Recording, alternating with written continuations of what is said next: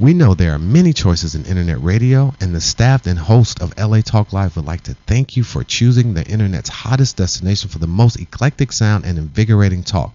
This is LA Talk Live. We are more than just talk.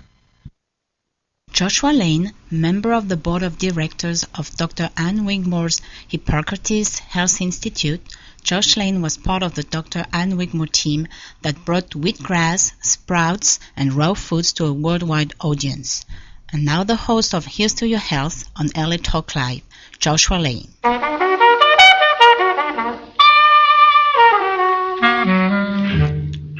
We're back.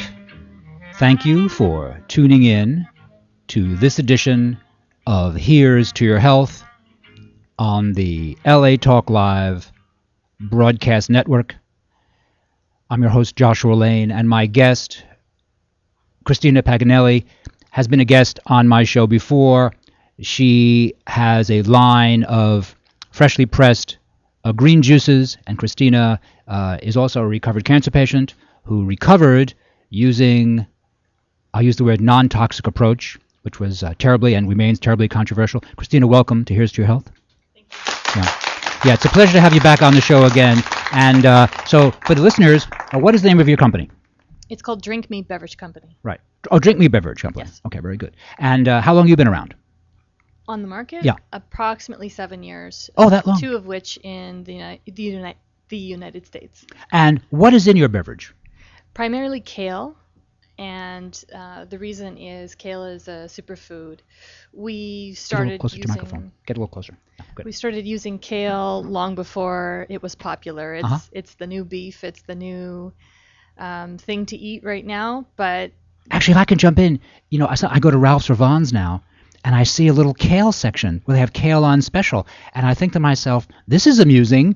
Kale is a big item in the grocery stores. Now, obviously, the wellness guys are responsible for promoting that kale, right? Mm-hmm. It's amazing, really. We started using kale when people called it kelp. They didn't know what kale was. Right. They didn't know if it came from the sea. They didn't know it was a cabbage. Mm-hmm. So we know kale very well. And so what is in you? These look like what used to be called green drinks. What are these? These are, rather than a juice, mm-hmm. they're a smoothie, meaning the fiber is left in. So we use the ribs and stems of the kale. Everything just gets basically put into the drink.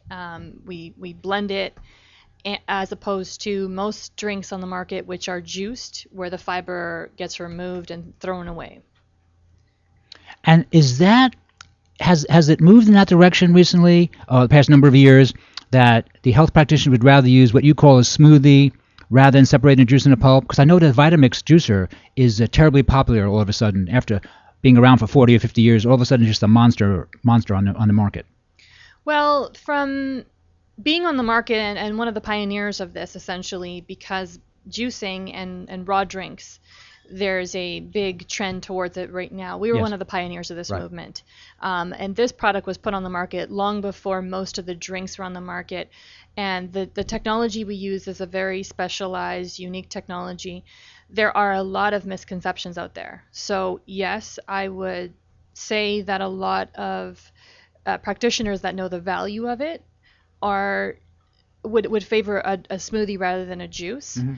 But the way the industry has gone, and basically the minutia of products out there right now, are the consumer doesn't know which one to choose. And so one of the things that we do is, if there's 2 things that define our product and our company, is authenticity and sustainability.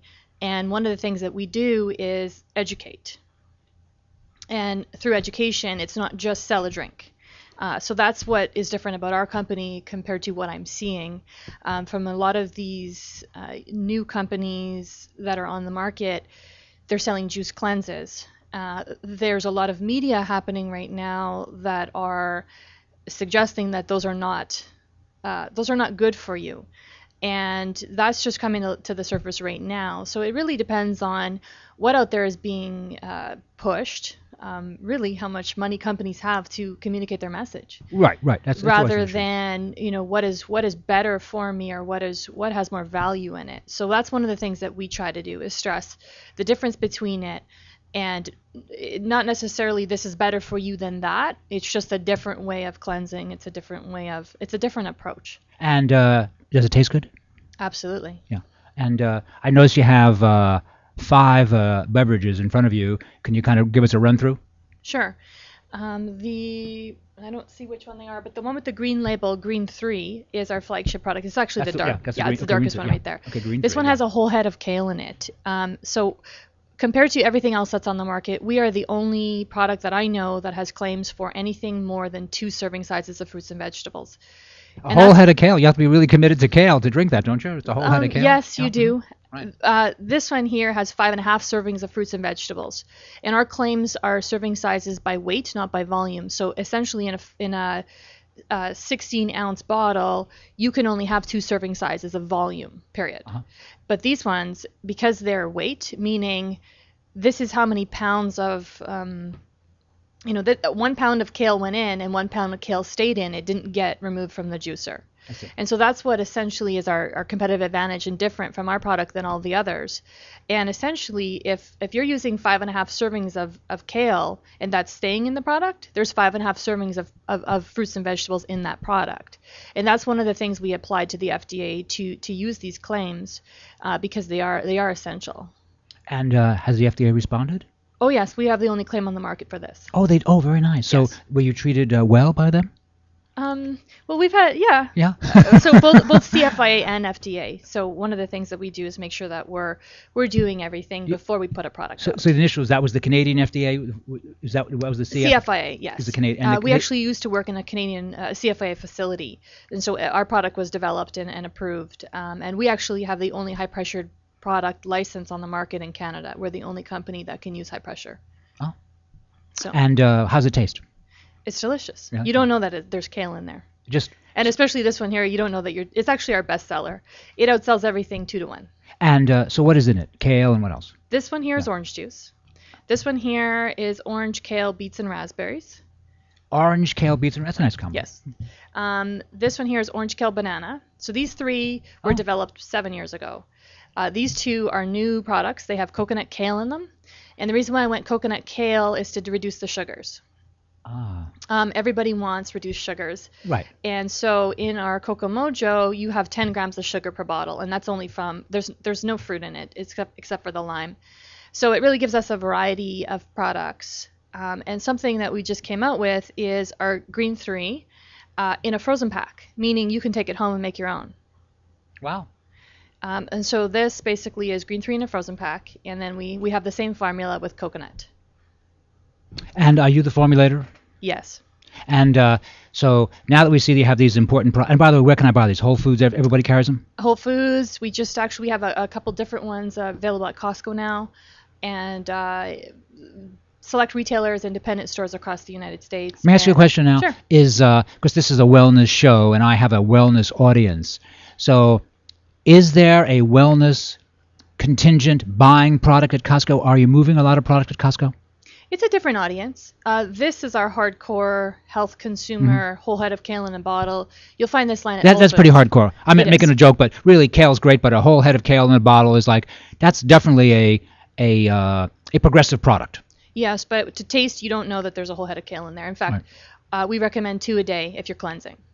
And by cleansing, I don't mean juice cleanse. I mean remove the toxins using fiber. And the fiber will actually pull toxins out of your body. And naturally, you won't starve. And because it has fiber in it, it's a full meal, meaning 8 grams of plant protein. And you won't be hungry for about 4 or 5 hours after you have one. All right. So this is really our flagship line. People want to have some greens, but not make it a staple in their diet. This is really make it a staple in your diet. Right. And this one here, we have a lot of people that drink 2 a day and have our cleanse is actually 3 weeks. So you have to stay on this drinking 2 a day for 3 weeks.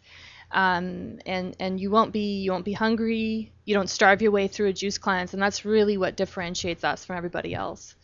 And you really need 3 weeks to get to the second healing crisis, which is actually where you're going to pull deep toxins out. Right. So 3-day cleanses only really flush your body of. Right. They're they're good, but it's not good. Right. You can fit into a dress that you want. I mean, so there's a variety of ways to use it, but we are a hardcore cleanse. And so at this juncture, so you are a recovered cancer patient. It's 10 years. Yes, 10 years. And I don't want to embarrass you or necessarily put you on the spot on that, but what type of cancer did you have? I had thyroid cancer that spread into my lungs. So at that, when it was in my lungs, it's actually a really slow growing cancer, but it was aggressively moving in me. At the same time, I also had MS. So I was diagnosed with both diseases about 6 months apart from each other. And so my chemistry background told me it was a chemical problem in my body rather than this disease or that disease. So after treatments that didn't work, I conventional treatments like radiation, chemotherapy. Yes, I had radiation twice, and there was no change. There was no way of stopping it at that point. Let me ask, how old were you when this occurred? How old were you? 26. 26. And you were living near Winnipeg when this occurred. Yes. Yes. And you were a clean liver as a young girl. You weren't a drinker, drugger, cigarette smoker. No. Right. So I asked that because some people think, well, I have cancer because I was a drinker, drugger, cigarette smoker, but you didn't do any of that. And I know I've asked you this on a previous show. So Winnipeg is an industrial area. Farming. So do you think that pesticides could have been a factor? It's hard to know, but is it possible in retrospect? I believe from what I know now about disease and how you get disease, you reverse it the same way that you got it. Basically, it's a what you eat problem. Okay. It's got nothing to do. I mean, environment, and we can point fingers at excuses all we want, but the reality of it is you're in control of what you're eating. And you would say that in retrospect, you were not terrible with your diet, but nor were you that careful. Is that it? Right. Even when I came upon raw food, and it was a fight or flight at that moment. When I learned about it, and then when I started investing in my health in it, it was amazing how I saw the disease reverse right and quickly. And this was 10 years ago. This was more than 10 years ago. Yes. Right. And so you were younger. You had a good science background, but obviously it must have been a very difficult period in your life, and you thought, oh my goodness, I could actually pass away. It was the diagnosis was that it was going to kill me slowly. So yes, that would have been the direction of it was inevitable, but it would have it's a slow moving. It was moving aggressively, but it's still slow moving. So basically, by the time it was in my lungs, it had spread through the lymph system. So yes, there was a fear at that point, but I was mainly, when I set out to find an alternative, it was to suppress it. And if that's all that I've done, that's fine. It's been, there's no reason to retest. Right. Well, I will say this, this is your third appearance on Here's to Your Health. Yes. And you have a lot to tell the audience. That's why I'm happy to have you on the show. And you look real good today. Thank you. And you look good the first time I saw you, and the second time, but you look healthier now. And so sometimes when you do a natural, so-called, used to be called nature cure, which is a term I think is a lovely term. I like to use that term. When you first started out, you had been eating conventionally, not badly, but conventionally. You started doing raw juices. Can I ask, what books did you read? I mean, what scientific, who influenced you at that point, and what did you start to do, and how long before you thought, oh, I feel better? Well, it was the late, great Bernard Jensen. Oh, Bernard Jensen, right. Yes. He's great. And it was really a turning point when I heard his story, and there was nothing, you really have to, when you're in a situation like that, you really have to find something that's going to guide you or lead you or inspire you, and it was really, his story. And it wasn't this product, this maintenance product that I've created wasn't something that I did. I just, I didn't just create a product. I started out eating raw food, and I really struggled through it because at that point I was teaching myself. There was really no store you could walk into and find a raw product at that time. It was fruits and vegetables, and 3 days to make a pizza cracker, and so it was really, I was starving, and so not only was I starving, but I wasn't absorbing nutrition at that point, and it wasn't until trying to consume 2 heads of green leafy vegetables per day, and I was trying to do that. Right. Which sounds a little humorous in retrospect. Now things are going good. It does sound kind of funny, really. Right. Well, the funny part was that I had a big silver bowl, and I used to call it my slop pail, and that was where I, ate a salad, breakfast, lunch, and dinner in the same bowl. It was, so it is funny in retrospect. It wasn't at the time because at the time, no. I was really, I put all my faith in this, and then it was like, well, you can't get protein from greens. You can't eat like this. You can't sustain yourself. And so some of the books that I turned to, I was inspired by Bernard Jensen's story. I turned to Gabriel Cousens and his research, because he goes right into the science, and his book Conscious Health was where I really started learning about, well, why fruits and vegetables? How can you combine those? And that's a common question people ask me all the time. And some people get really angry. You can't do that. You should be ashamed of yourself. And the reality of it is, if you go and you look up the research, if any of these are essentially pre-digested, so the rules of food combination don't apply. And you're referring to people who follow Herbert Shelton, Food Combining Made Easy. Yes, but if you're sitting down to eat a carrot and an apple, and you sit down, you eat them both together, it's not about what you're eating, it's about what you're absorbing, and it's about the enzymes, and it's about breaking open the cells and accessing the nutrition. And it's the enzymes that actually don't fit together. Fruits and vegetables produce liquid enzymes, but if you sit down and eat meat and potatoes, those enzymes combine with each other, and you get indigestion, basically. So you're in favor of food combining, but you feel that there's better science, there's more contemporary science than what the natural hygienists, the followers of Herbert Shelton of the 1940s, 50s, 60s, and 70s were saying. Is that your point? My point is that if you can, that the rule or the point is to get food into a form where it's absorbable. Skip the enzyme process, save the enzymes for your body, save the enzymes to heal disease in your body. And that's essentially what I was doing. I was conserving enzymes. I was supplementing with enzymes, but finding out how to conserve it with food. And by conserving it with food, you throw something in the blender, you're doing the enzymatic process in the blender. Right. So the rules of food combination don't, because by the time you get to this, you're not digesting, you're absorbing. Fair. So this was some of the research that I dove into. And then I dove into Victoria Butenko and her theory on the orangutans. And if they eat this much, well, human weighs this much, so they should eat this much. And this is how I found out 2 heads of green leafy vegetables is the key. Because they're doing it right, those orangutans. And they're our closest DNA relative. The only thing is that they have the enzyme to break it down, we don't. That's why if you don't put this in a form that's absorbable and break open the cells, you can't access the protein. You can't access the nutrition. You're just essentially creating indigestion in your body. And so to put it in a utilizable form is the point. And so this was a life maintenance program for myself.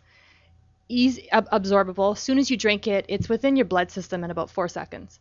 Wow. And that's just the science behind it. You can make that on your own. You can you can make it in your own blender. It's the same thing. We're just putting it in a convenient form that you don't have to, wash and juice and all these other things in your kitchen. Right. It's the same concept. It's fiber, because that's where protein is actually trapped, is in the fiber. So you don't want to wash that away. And being a juice or beverage manufacturer, there's a whole pile of fiber that goes in the garbage after some of the other companies are finished. Right.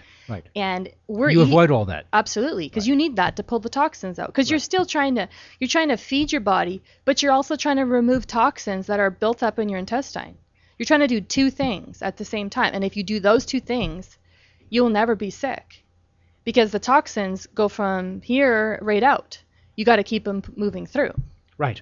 It's when they stop, they get fed into your cells, that's cancer. Right. That's what cancer is. That's as simple as it is. And after you read Bernard Jensen and began to eat bowls of greens, what did you notice about your health, and when? I immediately noticed that I didn't have to wear glasses. That was within about a week. No kidding. Yes. Wow. And this is after you had chemotherapy. I was actually 5 months out of, maybe I was 2 months out of radiation, the second bout of radiation, which was the highest dose they had ever given anybody, the second time. So I was about 2 months out of that when I started eating raw food. So there was a lot, and I had been picked and prodded at. I had been taking immune suppressants injected in my legs. I had been taking steroids from the MS, so injected in my arm. So there was a lot of toxins in my body, plus the diseases. Right. So at that point, as soon as I started eating raw, I had the worst migraine, as all this, toxins. That's the first healing crisis. It really happens on day 3. And then once I went through that, then within about a week, I started noticing, my vision, I can see clearly. And it was because as soon as you start cleaning your liver's connected to your eyes. So that, when you're detoxifying your liver is the first thing you're really trying to cleanse. And so that's why that happened immediately. And if you go to the research of Dr. Bernard Jensen, disease heals life-threatening first and head to toe first, and in the reverse order of how you got it. So, and that's, in his research. So I remember that. Excuse me. The exact quote is, "The body heals itself from the inside out, from the top down, in reverse order of symptoms." That's right. Because I'm a very big Bernard Jensen fan. He was enormously important to my generation of wellness people. And to my generation of those who, he was actually, he had passed away before I had even come across this. But his book Come Alive, and the great Michael O'Brien, who's a personal friend of mine, was really influential in the healing of Dr. Bernard Jensen when he was 86. So there's a little chapter in there dedicated to Michael O'Brien. And if I have a question, and actually it was Dr. Michael O'Brien who I went to when I was starving, and I said, "I don't believe you can get protein from greens." He says, "Yes, you can. Go back and figure it out." Oh, so I said to you, really, because you have a good science background, I figured you would, and you did, eh? I did. This is the key. You put it in a utilizable form that's absorbable, not digestible. You just sit down and eat kale, you won't do it. And actually, I didn't actually come across that immediately. I learned about the science, and it made sense to me. It wasn't until kind of in between I got pregnant and had to find a way to put some food in me fast. And so I just started throwing everything. My slop bowl went into the blender. And then within a couple days, I wasn't hungry. I started putting weight on. And I found out that, yes, I was absorbing things. And so I'm the guinea pig. So every product, really, I drink it, and I drink these 120 days out, and they're awesome. I mean, they're What do you mean 120 days out? Well, the shelf life on them is 75 days. Oh, I'll drink them 120 days out. And your opinion is still good? Yes. Alrighty. It really depends on the health of your body, though, right? Yes. So. And you have 2 children now? Yes. You have 2 healthy children? Yes. Yeah. And you work 7 days a week? Yeah, pretty much, right? Yes. All right. And you have plenty of prowess, and you look great. And is this really a very large part of your diet? Can I ask what else you're eating besides this? Because you know what, at the time that I found out that I was going to have to eat carrots for the rest of my life. Right. It was that was really traumatic for me, and then I started, because I was conserving enzymes and measuring enzymes, and then I started realizing that I was stressing so much about what I was eating that I was killing enzymes. Mm-hmm. Okay. So then I started thinking about a maintenance plan, because very often when you turn to raw food and you have cancer, you really have to go through, and this is Gabriel Cousens, you really have to go through 2 years before it's gone. And his 3-phase diet, it's based on 2 years. He's an MD, is he not? I believe he gave back his license. But he was a graduate MD? Yes. Okay, yeah. Yes. Now he's teaching philosophy in, Arizona? He has a little center, an Athene center, right? Tree of Life, I believe. Yeah. I saw him a couple weeks ago at the Raw Food Expo in Westlake, and he must be, was he 75? Something like that? He looks great. He looks very healthy, right, and very vital. And he has been influential, and he has a very good science background. Yes, right. And that's why I really looked at his research as the principal, because there was a lot of raw food books at the time. Right. A lot of them, had recipes with mushrooms in them. Okay, yes, but when you're dealing with cancer, you can't have mushrooms. So I really stuck to those 3, researchers. The research of Gabriel Cousens, the knowledge of Bernard Jensen in all his books, and the greens, because I was primarily eating greens. So those are, if I had to summarize it, those are the 3 people that, if you look at their research, you'll find all the answers. Right. And are you consuming any animal protein now at all these days? Any eggs or something? Eggs or something? Fish? Something like that? I eat meat. Chicken, turkey? It's about not letting everything stop. Right. You can eat toxins in moderation. Right. So this is still a principle. And as long as I try to have 1. If you can have 2 heads of green leafy vegetables. But I always say to people, if you can't have 2, have a salad. Consume 2 heads of green leafy vegetables per day. Try. So if you're drinking one of these, you're halfway there. Have a salad for dinner. You're almost, you've almost met your quota. So it's about making sure that You're feeding your body, and feeding your body, this is food. Everything else is toxins or treats. Okay, that's a very fair way to say it. So when I use like the Green 3, for example, Yes. do I drink, 2 ounces when I first wake up? I mean, how do I do it? What's a good approach? I don't think you can. I mean, it's delicious, so you can. It's not painful to drink the whole thing. Right. So when you wake up for breakfast, theoretically, is this theoretically this is breakfast? You can have, yes, a lot of people have this for breakfast. A lot of people come to me and say, you know what, I start with coffee, I drink coffee till about 2 o'clock. That's bad. Help me. Right. So, on your way to work, you grab one of these, you drink it on your way to work. You've fed your body. So if you're not going to eat till 2 o'clock, that's fine. You're not going to be hungry, and you're going to have energy because you've fed your body. Yeah. When you had chemo and radiation, did you lose all your hair? No. I did end up in a isolation ward, so it's radioactive iodine. So you go in a fume hood, and it's about an ounce, and you drink it through a straw, and then you're radioactive. And that doesn't really sound like any fun at all. So you were radioactive, and how did it affect your skin and hair? How did it affect you? Did you just feel awful? It really primarily affected my salivary glands, and then you didn't have any saliva. Well, you have to suck on lemon candies or lemons to keep them from salivating, so that the radiation doesn't uptake in them, because the radiation can destroy your salivary glands. Right. And by the second one, even though lemons are a touchy thing for me even now, even by the second bout of radiation, it was so strong that it just it didn't do anything. It really destroyed my salivary glands. So have they come back? Yes. But anytime I eat a toxin, that's the first place that I'll feel it. What, you get a little pain in your mouth or something, or just they'll swell. So if I have something, and let's say there's soy in it, soy is bad. Bad in general. Bad in general, yes. Okay. But let's say there's soy in it, I'll notice it right away in that area. Mm-hmm. So your hair looks great now. I say that because it's one of the indicators of how our health is, and your hair's great. So are you very happy with your hair now? Yes. No, and compared to maybe when you were 21, is your hair better now? Is your hair better? I find that, yes, it is. Yeah, so you can go through a terrible period, really serious health problems, not only recover, but prosper. You can come back. Yes. You can come back stronger. Yes, you can. Right. You cut your arm, your body has the ability to heal it. Mm-hmm. Your body has the ability to heal broken bone.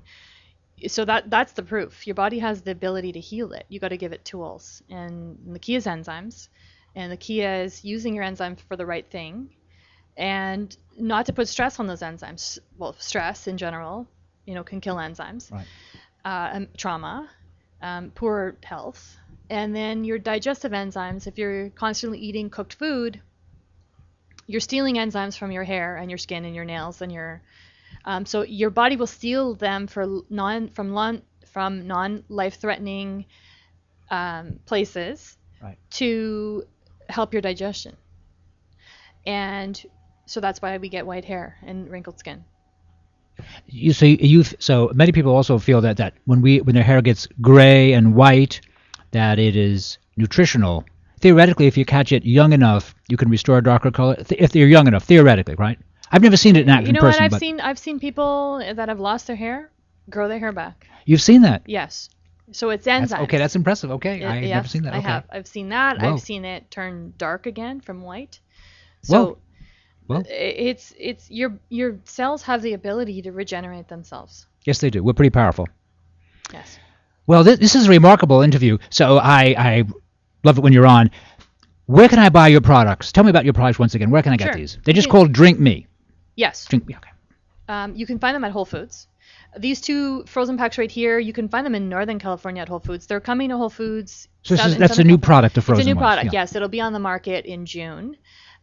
So Whole Foods in all of California, in the Midwest. So there's some areas there. And then we have a couple new regions. So this is a brand new product, the frozen one.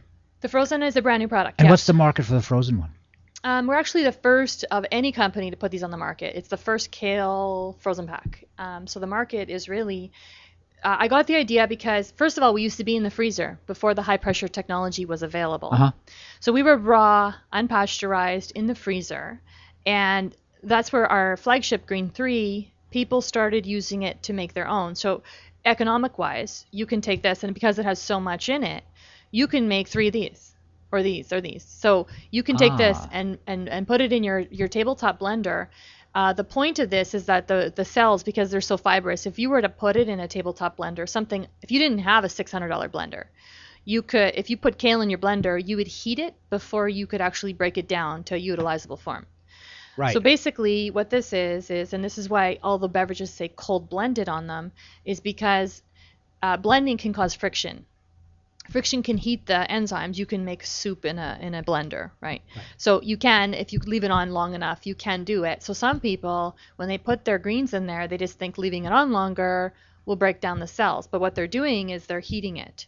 So what we don't want to do is we don't want to heat the cells, because enzymes from fruits and vegetables start denaturing at 99 degrees.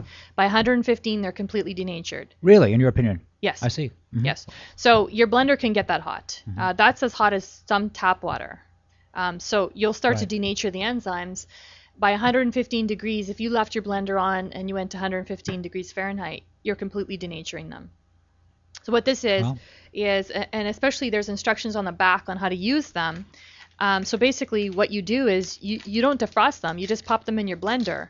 You add liquid, and the frozen pack will maintain the temperature of the liquid in the blender. So you can use a Black & Decker or a tabletop blender and use these and make one of these. So it really is. That's impressive. Good for you. For somebody Good that for you. is, and so that the main point is these never touch heat, and we're the only company on the market.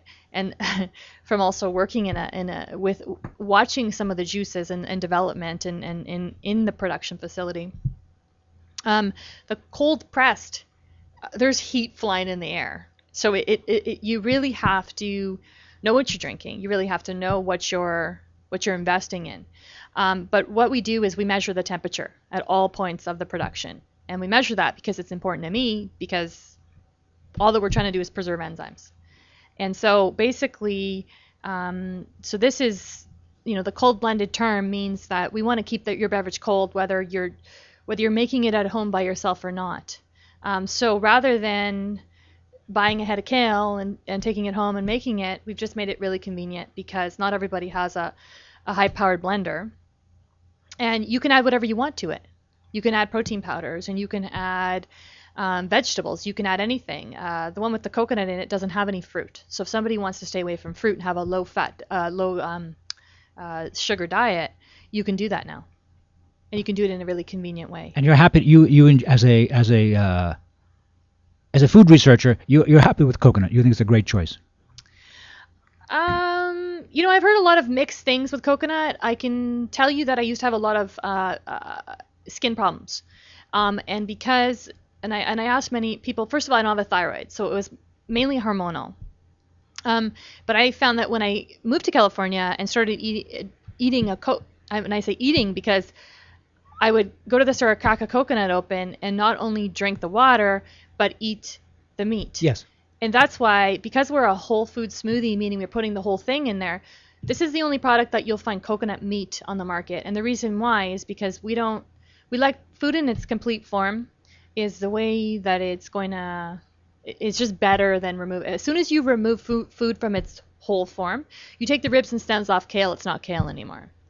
So as soon as you keep food in its whole form, the food have enzymes in it, and they know exactly what to do with it.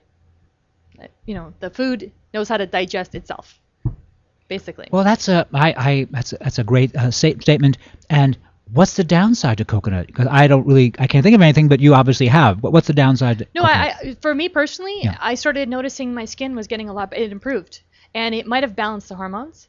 It might have been the fat. It might have been the electrolytes. I don't know what happened. That's why I started looking into coconut again, because it worked for me. Sure. And it took me about I worked on it for about a year, because it is a very controversial, it's very controversial with how are they harvesting it? How is it being manufactured? How is it being extracted from the coconut? Right.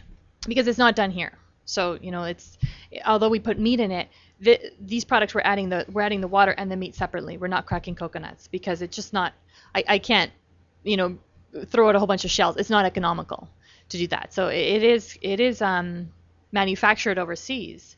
And are the factories, is it fair trade? Is it, when it's certified organic? Those are important issues, yes. So as a supplier and a manufacturer, this is something that, and I found out somewhere in there that there was monkeys involved in harvesting the coconut. And so that was something that... Really? Absolutely. Because they train monkeys that bring coconuts out from the trees? Yes. Is this really the truth? Yes, it is. I had no idea. But, one of the things that we do as a manufacturer is we know our supply chain.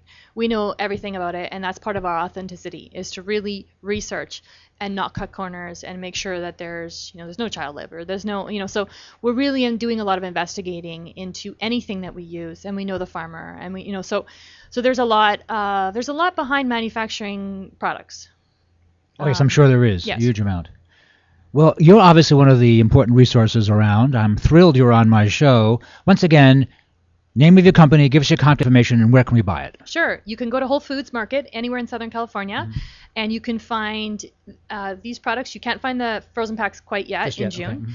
And excuse me, the frozen packs, what will they retail for once they hit the raw foods? $6.99. Seems very reasonable. Yes. And how many servings will I get there? There's 4 frozen packs. So it's actually... It's this broken into 4, so it's about a 1 and a little bit. Oh, it seems very reasonable. Oh my goodness. Oh, good. Yes. Okay, good. Yeah. So you can actually drink them like that as well. You can just cut them. There's a little pull tab on them, so you can do that as well. But and you said so. Also, you said that after you press these in your facility, they actually have a 75-day shelf life, refrigerated. Yes, refrigerated shelf life. They're 75 days. They're 90. We tag them for 75 for freshness. I've drank them further than that. Yeah. Successfully, no problem. Yes, yes. And we always test everything, even though they're high pressured. We still test everything to make sure that they're the high pressure work. When you're dealing with a lot of organic ingredients, you can find because there's no chemicals on them. You're using the fertilizers are often manure. There's E. coli growing on very often. Really, you mean if it comes from Mexico, you mean? Well, no, not necessarily anywhere. I mean, it can be anywhere. On an organic vegetable or fruit, you're looking at somewhere in there, there's manure being used for fertilizers and rather than chemicals. No, for sure. Have you found that it's a problem, the animal manures? Well, I mean, I don't know the source of it. I know that 4 years back, we threw out a whole lot because it had E. coli in it. This is before we were high pressuring. So that it's a very important technology to make sure that there's nothing growing. But because we used to be unpasteurized, and this is very dangerous, there's a lot of juice bars popping up that are not taking those precautions. So when you go and you get a fresh juice, there's a lot of potential for something, and it's innocent. Nobody knows. You have to have the proper washing processes in place. And so starting out in my kitchen and learning how to be a manufacturer has really...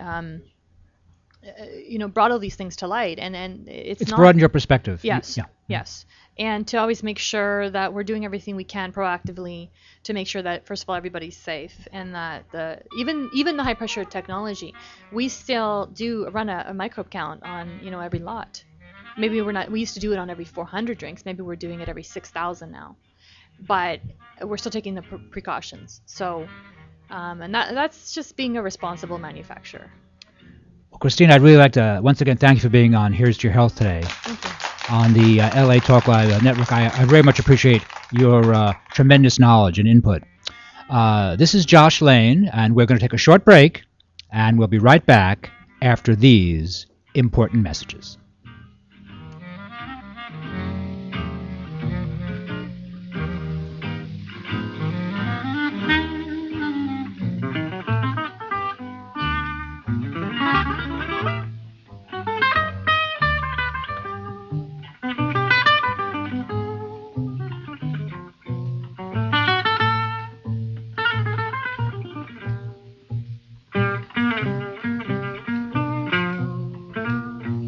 We know there are many choices in internet radio, and the staff and host of LA Talk Live would like to thank you for choosing the internet's hottest destination for the most eclectic sound and invigorating talk. This is LA Talk Live. We are more than just talk. It started out like a totally normal day. I love you. I mean, I guess I was a little sweaty and I was definitely sore. I thought I had gas. Turns out I was having a heart attack. Heart disease is the #1 killer of American women. So now I take care of myself and tell the other women in my life to do the same. Make it your mission to save your life and the lives of the women you love. Find out more from the American Heart Association at goredforwomen.org. Young Connection, your one-stop connection for all your graphic design and commercial printing needs. Young Connection is a full-service printing and media design company dedicated to providing the highest level of customer service and satisfaction. Young Connection provides swift response and rapid turnaround services for banners, brochures, business cards, letterheads, church bulletins, funeral programs, flyers, logo design, posters, and much, much more, all at an affordable price. Young Connection, the official printing company of LA Talk Live. Give them a call at 310-491-3336. That's 310-491-3336, or visit their website at www.youngconnection.com. That's www.youngconnection.com. Young Connection Printing and Media Services, proud sponsors of LA Talk Live, where it's more than just talk. Hi, this is Dr. Levi, your fitness doctor, making a personal house call, inviting you to join me Wednesday at 10 a.m. Pacific for my all-new show, The Dr. Levi Show. Join us as we discuss fitness, health, and well-being, including emotional and spiritual health. So don't forget to tune in to The Dr. Levi Show every Wednesday at 10 a.m. Pacific, exclusively on latalklive.com and the Talk Live Broadcast Network. You can also catch us on iTunes, Radio R&B, or watch us on Ustream.tv, or catch us on the Live 365 network, and now on Radio Flag and Stitcher Radio. Reality radio handcrafted for your listening pleasure. This is LA Talk Live, and we are more than just talk.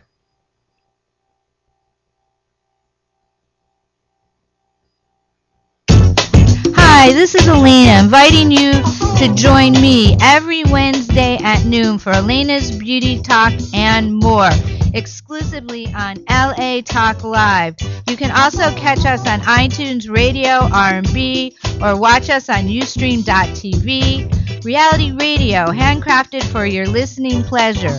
This is LA Talk Live, and we are more than just talk. Hi, this is Dr. Levi, your fitness doctor, making a personal house call, inviting you to join me Wednesday at 10 a.m. Pacific for my all-new show, The Dr. Levi Show. Join us as we discuss fitness, health, and well-being, including emotional and spiritual health. So don't forget to tune in to The Dr. Levi Show every Wednesday at 10 a.m. Pacific, exclusively on latalklive.com and the Talk Live Broadcast Network. You can also catch us on iTunes, Radio R&B, or watch us on Ustream.tv, or catch us on the Live 365 network, and now on Radio Flag and Stitcher Radio. Reality radio handcrafted for your listening pleasure. This is LA Talk Live, and we are more than just talk.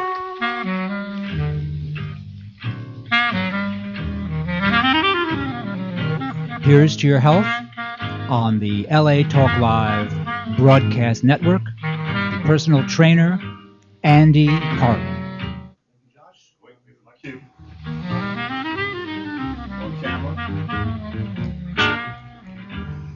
Thank you, Josh. I'm your host for the segment of Here's to Your Health, Andy Harlan, on LA Talk Live, the future of radio.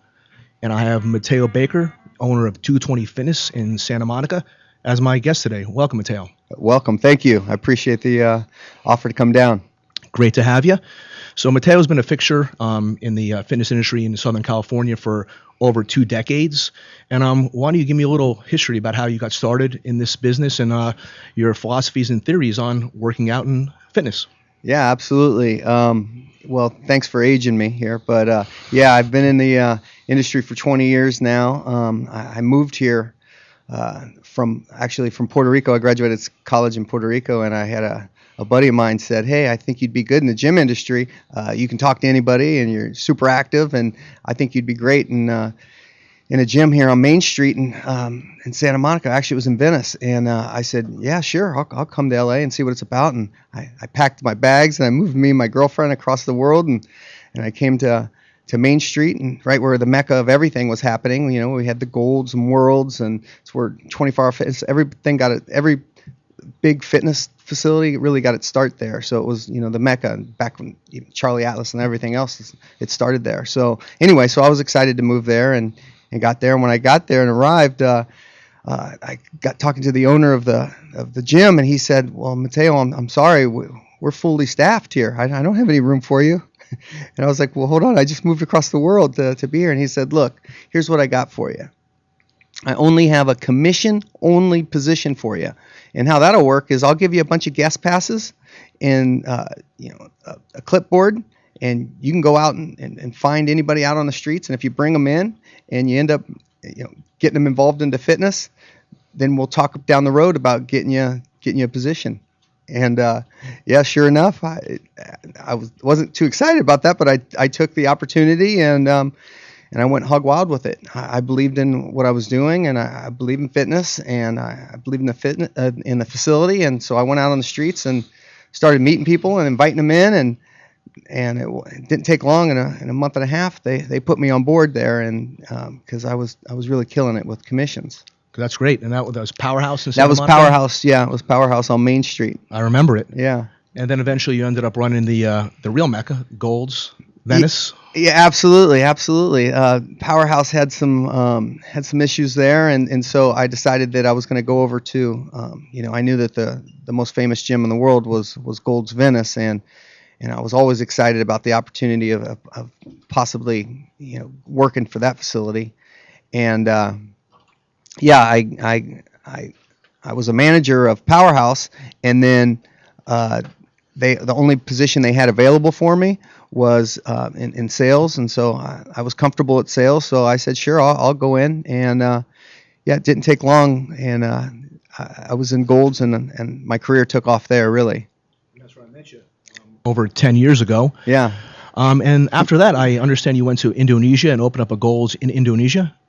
Well, opened a bunch of them actually. Well, really, what happened? The Golds career is that I started off in sales and I did really well, and then when I got there, we had 11 corporate gyms, and then by the time I left, we had 50. But I went up from sales to sales manager, from sales manager to assistant general manager, from assistant general manager to general manager, from general manager to area manager, from area manager to regional manager.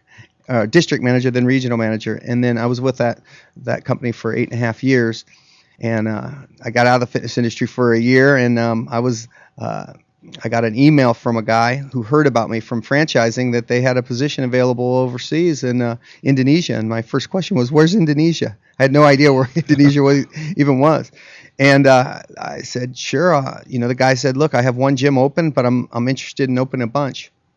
And, I heard you're the guy that can help me do that."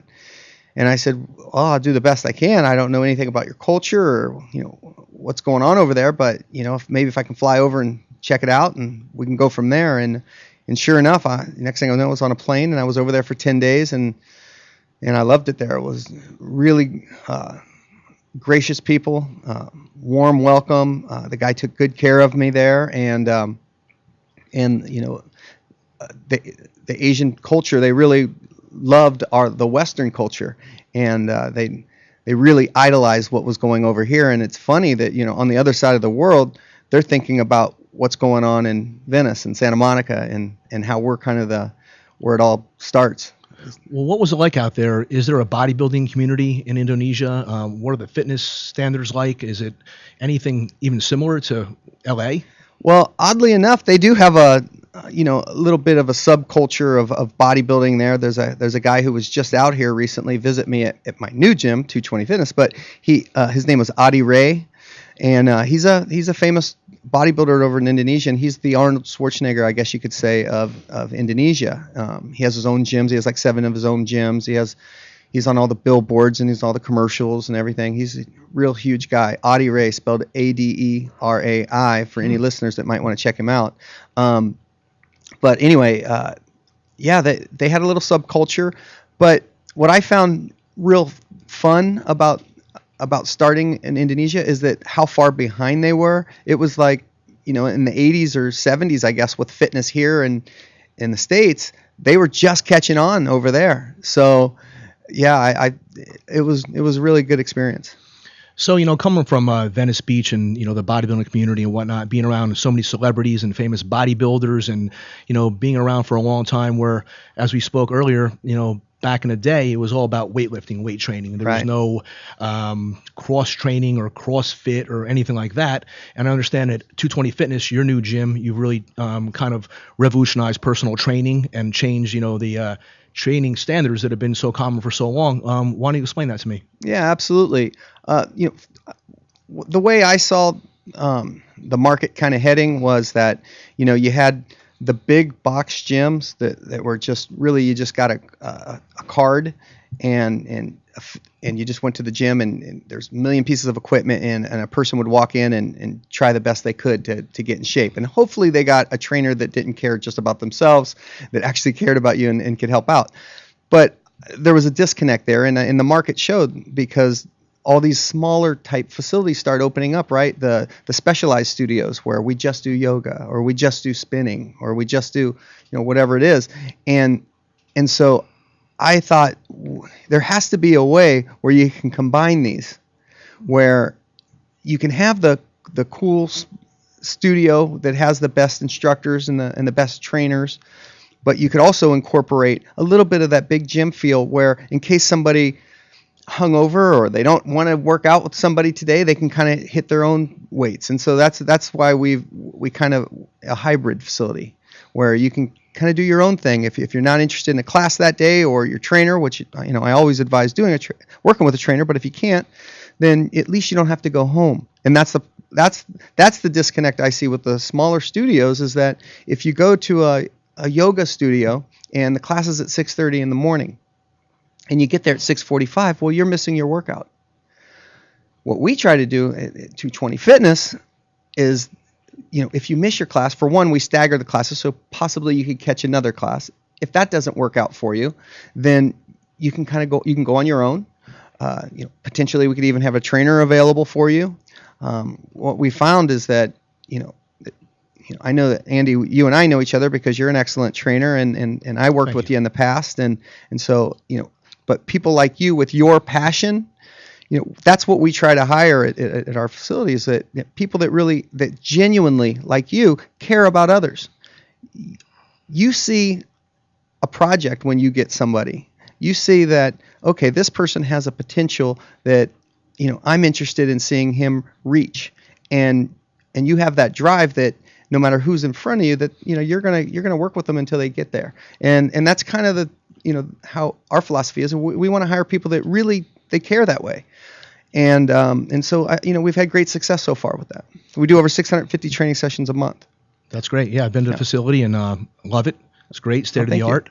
You're welcome anytime, and that is true. I find that when you're training somebody, you need to actually focus on what their goals are and push them and be a friend to them as well as a personal trainer.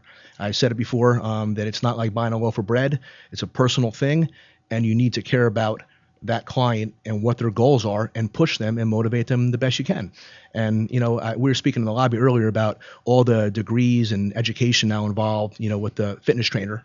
Back in the day, there was like 1 or 2 certifications that were only available. Now people have this continued education, and they go to college for 10 years to become a trainer. And that's okay. That's great. The more you can learn about the anatomy, the better you can protect your client and do your job. There's no doubt about that. But it's all about the commitment and caring about your client and actually having the passion to help them and, deal with their concerns. So that's what I see at your place, and that's why I like it so much. Yeah, absolutely. We try to hire people that are genuinely into it because they care about people, and it's a big deal for them to see somebody get the results that that they get invited to somebody's wedding, that they maybe a woman that wanted to lose weight for her wedding, and then they get invited to it, and seeing that result, that end result, is just it's a great feeling. And not to mention all the people that we have that have injury issues, or diabetes prevention, things like that. That, you know, I think that those are the type of people that we want, that care about, you know, a person's well-being, that are in it for that reason. And, you know, what I find is that this education and those are important. Like, you know, you and I talked about that, and I agree that it has some value to it. However, I feel what's more valuable is that somebody that can connect with somebody, with their client, that's passionate about getting them to their goal. And I think that you can't, it's hard to teach in a school, or you can read as many books as you want and study all you want. Because I get some people that are fresh out of college and have kinesiology degrees and all this other stuff, but socially they might not mix well, and so people they get bored. So they need somebody that's going to kind of motivate them, but not in a drill sergeant type way. Well, some people want that, but more in a way that they can hear, that they can connect with. And so those are just the intangibles that you can't really train and develop, that people have to naturally have it, like you. Well, I think a great trainer or a guy in the fitness industry must have that passion, as we said, but you need to live that lifestyle yourself. Absolutely. Before you can instill that philosophy into someone else's life, you need to actually practice it on yourself. And that's the key, you know, to longevity and living a long life and looking good and taking care of yourself and your family and everybody who wants your help. Yeah. You know? Yeah, agreed. So what do you think about the overall fitness craze now, where it's gone? A lot of the videos you could buy on TV and this and that, not to mention any, you know, specifically, but I find that some of these things are detrimental to your body. I don't know whether they take into consideration your age, your physical or athletic ability, your injuries or whatnot. I mean, obviously, if someone is on a torrid pace of working out, whether it's running or jumping up and down, you're going to lose weight, obviously. But do you feel that a lot of this has really just been blown up due to publicity of certain different crazes, and that some of the stuff is unsafe, or what do you think? I do, absolutely. I believe that. I think a lot of it is hokey and gimmicky, and it's there. You know, people invent things just, you know, basically for the money, and you know, you put these videos out, or you know, there's some studios that do these real intense workouts where you know something that you can't imagine your mom doing, you know, doing jerks and cleaning jerks and things like that, and you know, I remember when, you know, I had a back injury, and I remember going into the meeting with a doctor about it, and he was like, you know, are you working out at this certain studio? And I said, oh no. And he goes, oh, we love them, they're keeping me in business. Wow. And I was like, oh really? And they say, oh yeah, you know, that's great for people that are in their teens and their 20s doing some, you know, but when you start getting a little bit older, that's just really hard on your body.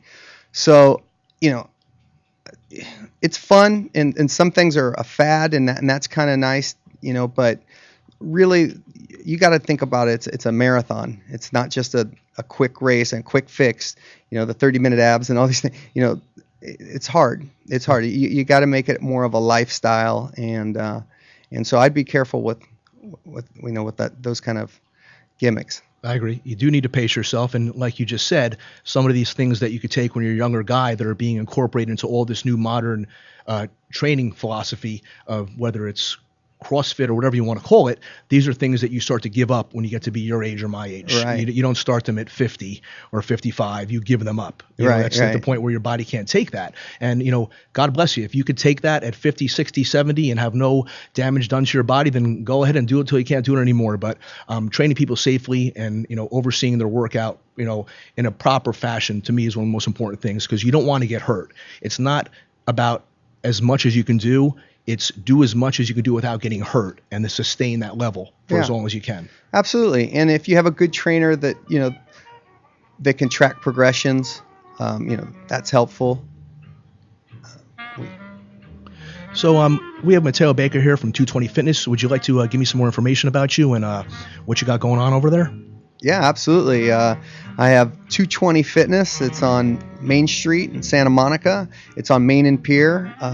We're a great facility that offers 70 classes a week, 15 of the best personal trainers around, and we do all kinds of unique, fun stuff that I'm excited about talking about. That's great. Yeah. Well, it's great to have you. Thank you. Always a pleasure.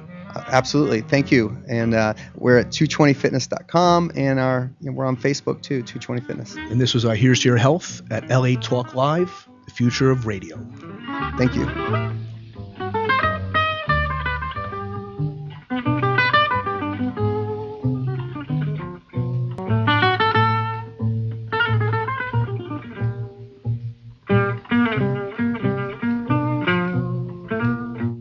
We know there are many choices in internet radio, and the staff and host of LA Talk Live would like to thank you for choosing the internet's hottest destination for the most eclectic sound and invigorating talk. This is LA Talk Live. We are more than just talk.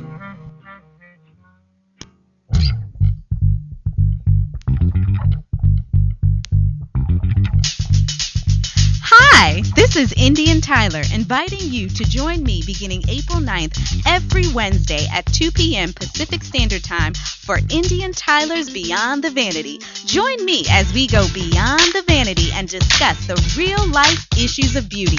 And it gets really real. So on April 9th, don't forget to tune in to Indian Tyler's Beyond the Vanity Wednesdays at 2 p.m. exclusively on latalklive.com and the Talk Live Broadcast Network.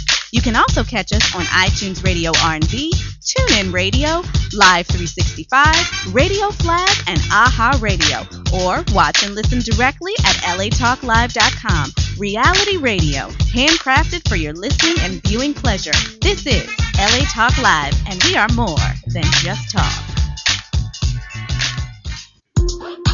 Hey, this is James Kinney, inviting you to join me every Thursday at noon for the Business of Business. Join us as we discuss success and how to reach it. Listen, don't forget to join me every Thursday at noon Pacific Standard Time for the Business of Business, exclusively here on LA Talk Live. Hey, and don't forget, you can also catch me on iTunes Radio R&B, Radio Flag, TuneIn Radio, Live 365, AHA Radio, TiVo Radio, and Apple TV Radio. Or just watch and listen directly at latalklive.com, where we are more than just talk. Murked it. Hi, this is Tim Alexander. I'm the filmmaker that gave you Diary of a Retired Black Man. I want you to come and join me every Thursday at 5 p.m. for my brand new show, What Would My Daddy Say? Yep, I have a show where I'm going to stand in as your father because so many people grow up without a father, and they need that fatherly advice because mothers say things a little bit different. This is a call-in show, so I'm going to help you with all those messy situations. That's every Thursday at 5 p.m. What Would My Daddy Say? Exclusively on latalklive.com. Real Freedom Radio, where we can say what we like. You can also catch us on iTunes Radio R&B, Radio Flag, TuneIn Radio, Live 365, AHA Radio, TiVo Radio, and Apple TV Radio. Or just watch and listen directly at latalklive.com. Reality radio handcrafted for your listening and viewing pleasure. This is LA Talk Live, and we are more than just talk. And Daddy's home. Hi, this is Dawn Christie, inviting you to join me every Friday, 1 p.m. Pacific, for my all-new show, The Dawn Christie Show. Join me as I discuss love, spiritual readings, your purpose, why am I born, what am I here to do. So don't forget to tune in The Dawn Christie Show at 1 p.m. Pacific, exclusively on LA Talk Live. You can also catch us on iTunes Radio R&B or watch us on Ustream TV, reality radio, handcrafted for your listening pleasure. This is LA Talk Live, and we are more than just talk. Joshua Lane, member of the board of directors of Dr. Ann Wigmore's Hippocrates Health Institute, Josh Lane was part of the Dr. Ann Wigmore team that brought wheatgrass, sprouts, and raw foods to a worldwide audience. And now the host of Here's to Your Health on LA Talk Live, Joshua Lane.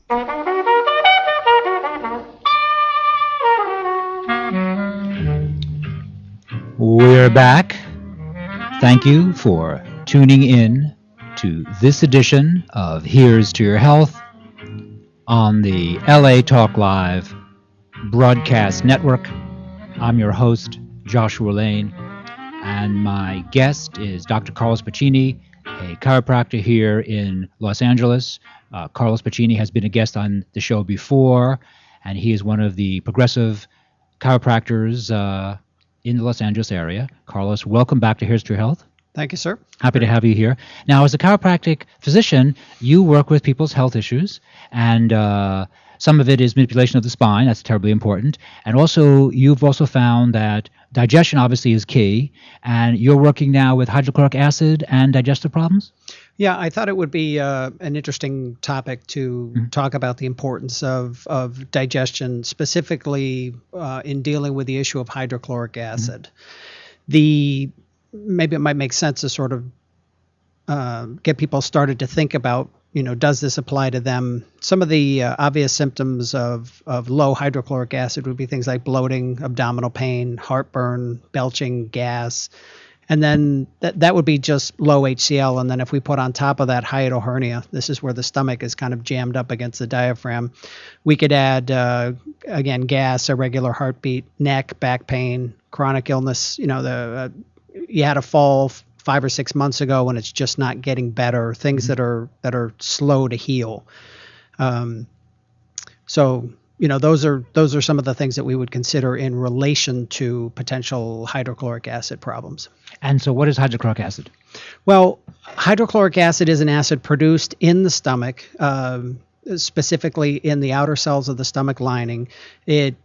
When you eat food, the body secretes hydrochloric acid and it begins the digestive process. It also has tremendous importance as, in a sense, a first line of defense for bacteria. We would think maybe probably H. pylori, which is the bacteria that we know causes ulcers. Also fungus in relation to what many people know of as candidiasis. And, I can't say that this is proven through research, but I strongly suspect that it is also an early line of defense for virus as well as parasites as well. So as a chiropractor, that's your sense based on working with your clients? Correct. And excuse me, also at this juncture, so where do you have your undergraduate degree?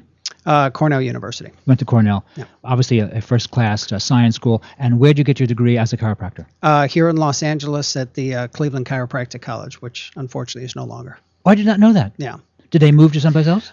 They closed the LA campus and they're still in Kansas City. I see. Yeah. Oh, my goodness. And when did you graduate as a chiropractor? In 1996. And when you graduated from Cornell, what was your undergraduate degree? It was actually in hotel and restaurant administration. Oh, no kidding. Yeah. Well, they're world famous for that, are they not? As well, but there's a strong emphasis on service, and I like to think I do a good job with patients from everything that I learned back in school back then. Sure, probably a lot of good stuff. Yeah. And so you became a chiropractor.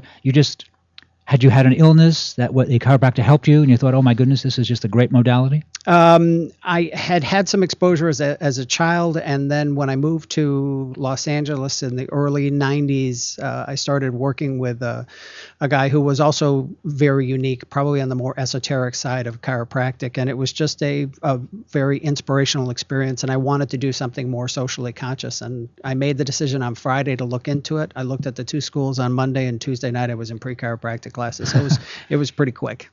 I see. And you really are happy with technique you've learned. And by the way, does chiropractic, I'm not being a chiropractor, has it continued to evolve? I mean, is there more and more science that are adding to it? It's not the same program that it was, say, in 1970, 1980. Is it constantly changing? Absolutely. And the reality is you can teach two doctors the same technique and they will both practice it completely differently. Right. So there's a tremendous amount of variation. And the longer I've been in practice, the more I'm incorporating more things. I do think that, removing interference from the nervous system is powerfully important, but there's a lot of as I've learned more about Chinese medicine and things, I think it's incredibly powerful to understand the connection with the organ, with the nerve, with the muscle, and, getting back to hydrochloric acid with digestion. It's paramount. Because digestion really, is kind of central to the issue. Well, if you're not breaking your food down properly, what's happening is you're not breaking it down properly, you're not digesting it properly, so your body is not healing. You're potentially creating problems, inflammation in the gut. I definitely am of the belief that inflammation of the gut leads to inflammation of the brain. You get inflammation of the brain, you can lead towards depression, towards poor choices. I mean, it's the cascades are pretty dramatic, and they go in all directions. And who has problems with lack of hydrochloric acid in the gut? Well, it's very interesting. I mean, I personally have the mindset of, as are many people, that we hit 40 and we start producing less hydrochloric acid as part of aging. I've been looking at some research that says that it is not necessarily so much just a product of aging. But for example, H. pylori, which causes ulcers, I mean, that bacteria is known to get in there and it tries to stop the cells from producing the acid, because obviously it doesn't like an acid environment. It's sort of like, we don't want to be in a swampland, so we start, diverting the water, as an analogy. But at the same time, it can become pretty obvious. I mean, one of the things that we should probably definitely talk about is the beet test, which is a great way to check and see if you actually are producing enough hydrochloric acid. And what is the beet test? What I encourage people to do is go to a Whole Foods or a Sprouts, buy, either 2 really large or 3 medium-sized beets. Definitely recommend you get them with the leaves if possible. I will say as a caveat, don't buy them pickled, don't buy them canned. Juicing generally does not work unless you're really bad. If you're really bad, it'll be obvious. But you want to get fresh beets. You peel them like a potato. Use a potato peeler, peel them, cut them. You can steam them, bake them. And you need to eat those 3 beets all at once. Okay. And as soon as you eat those beets, then for the next 24 hours, you monitor your urine and your stool for any sign of redness. And some people, they eat beets, and as soon as they urinate, they'll see a color change. Or what color? It'll turn pink? red. Yeah, Kind of pink, red. red, brown, some kind of obvious color variation. And generally, if you have them for dinner, a lot of people will wake up in the morning and they will see somewhere between a pink, or sometimes it literally looks like there's blood in the bowl. That's a really bad case. So So if we see that, if we urinate the red color, or we go to the bathroom, we see the red in the bowl. Correct. What does that mean in your opinion? That the body is not breaking down the food, because that you don't have enough hydrochloric acid, and the body is not breaking down food properly. And what's nice about this is that beets will cost you $2 or $3. It's a very inexpensive test to run. And then what you need to do is you need to try some hydrochloric acid. You're going to have to kind of experiment with how much you need to take. But as you start using the hydrochloric acid, the redness should start going down. And with that, does all that kind of make sense? It certainly makes sense to me. So let me ask you a question for my vegetarian listeners. Okay. Let's say they said, no, listen, Carlos, we, Dr. Pacini, we don't want to take hydrochloric acid because it's animal in derivative. Can I take a vegetable enzyme? Would a vegetarian digestive enzyme, in your opinion, address that issue? That's an interesting question, because I actually haven't looked into the sources of the hydrochloric acid. I don't know if they're vegetarian or if they're not. I've never thought about it before. Okay, what if someone didn't want to use hydrochloric acid? What if they're using pancreatin, which is also animal in origin?